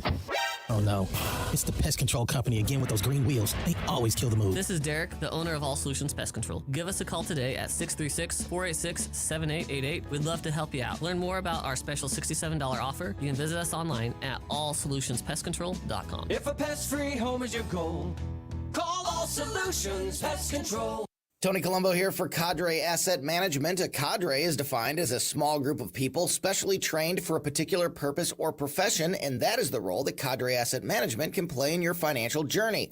Learn more about how they can help secure your financial future by following Cadre Asset Management on Facebook, or just go to cadreassetmgmt.com. Cadre Asset Management is a Missouri-based independent advisory firm licensed under and securities and investment advisory services offered through Founders Financial Securities, LLC, a registered investment advisor, member FINRA SIPC. Hi, I'm Rodney Wallner. And I'm Jen Wallner with the Wallner Home Selling Team at Berkshire Hathaway. Hey, Jen, how do you sell your home for top dollar? That's easy. Call the Wallner Home Selling Team at 314-810-SOLD. What if I want a flexible commission plan? Call the Wallner Home Selling Team at 314-810-SOLD. What's the best time to sell your home? Right now, call the Wallner Home Selling Team at 314-810-SOLD. For all your real estate needs, call the Wallner Home Selling Team at 314-810-SOLD. That's 314-810-SOLD. Hey, St. Louis, it's Dan Bongino. Proud to be part of the News Talk STL lineup. Every weekday from 11 to 2, we'll get together to talk about what's going on.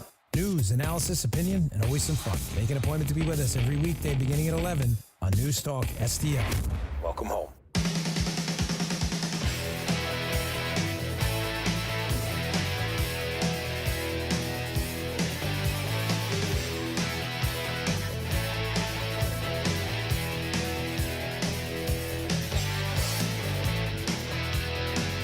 Dan Bongino here. Keep it on News Talk STL because my show starts at 11 a.m. Right now, it's back to Mike Ferguson in the morning. One foot on the brake and one on the gas. The economy's been in the headlines a little bit over the last few years. A little bit. A little bit. Something. The whole thing, like paying more for stuff than we used to. Mm-hmm. But it's amazing how it gets spun by politicians.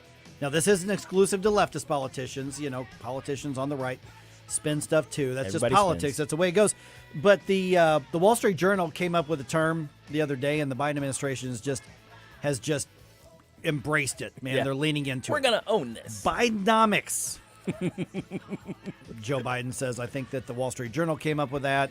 And yes, if Bidenomics means improving our country and investing in America, then Bidenomics it is. I think you can major in it at the University of Delaware. Probably can. Oh, gosh. Okay, so what does Bidenomics mean? Yeah, EJ Antoni is with the Heritage Foundation. And EJ, thanks for being on the program. It's been a while since we chatted with you. Let me let you just start off by responding to what the president said yesterday on one of his stops to brag about and make part of his policy initiatives, Bidenomics. Bidenomics is just another way of saying restore the American dream, because it worked before. It's rooted in what we've always worked best at in this country, investing in America, investing in Americans. EJ, why is it whenever I hear this White House say investing in America, I want to hold on to my wallet with both hands for dear life? Well, probably because whenever they use that phrase, what they actually mean is enriching the political donor class, including the Biden family themselves. I mean, this president has a very long track record of doing exactly that. And you can look at, you don't even need to go back that far in his history. You can simply look at the legislation that he has signed since taking office. And that is exactly the pattern you find. EJ, the Gabe Pfeiffer here. Why does the Biden administration keep leaning on this this big whopper of his about creating millions of jobs post-COVID? Well, because I think it's literally the only data point, and it's not even true, but it's the only data point that they actually have in their favor. They can't talk about inflation, right? They can't talk about real wages, meaning your wages adjusted for inflation. They can't talk about the anemic economic growth, for example, and they can't talk about private investment, which has actually been going down, not up. So the only thing they can talk about are these jobs numbers, but even that is being statistically manipulated, essentially. I'll give you just one example. When you can't make ends meet and you need to go out and get a second or maybe even a third job, that counts as an additional payroll. That gooses the monthly jobs number that we get. Conversely, the exact opposite happened under Biden's predecessor, where people's primary job started paying them more and their pay went up faster than inflation. And many people were actually able to quit that third or even that second job.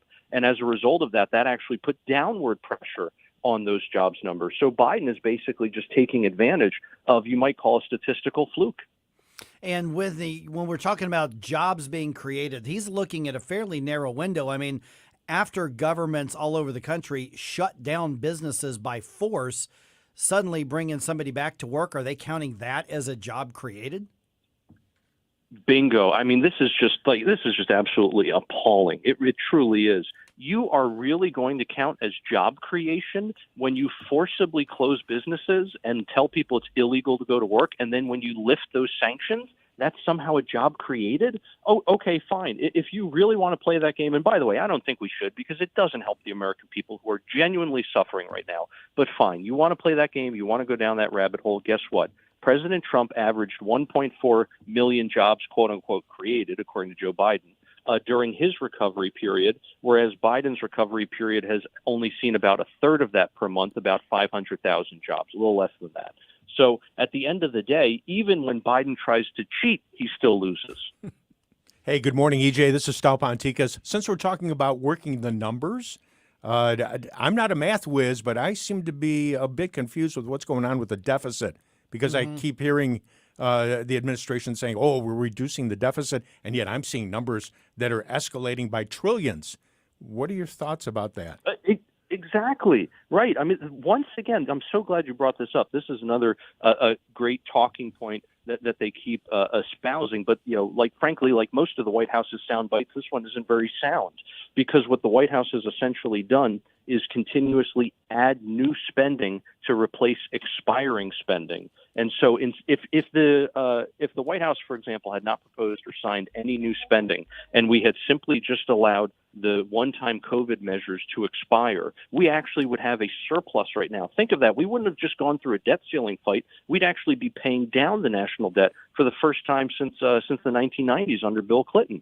So the idea that somehow this president has reduced the deficit, exactly the opposite. He has added to spending. He has added to the deficit and therefore the debt.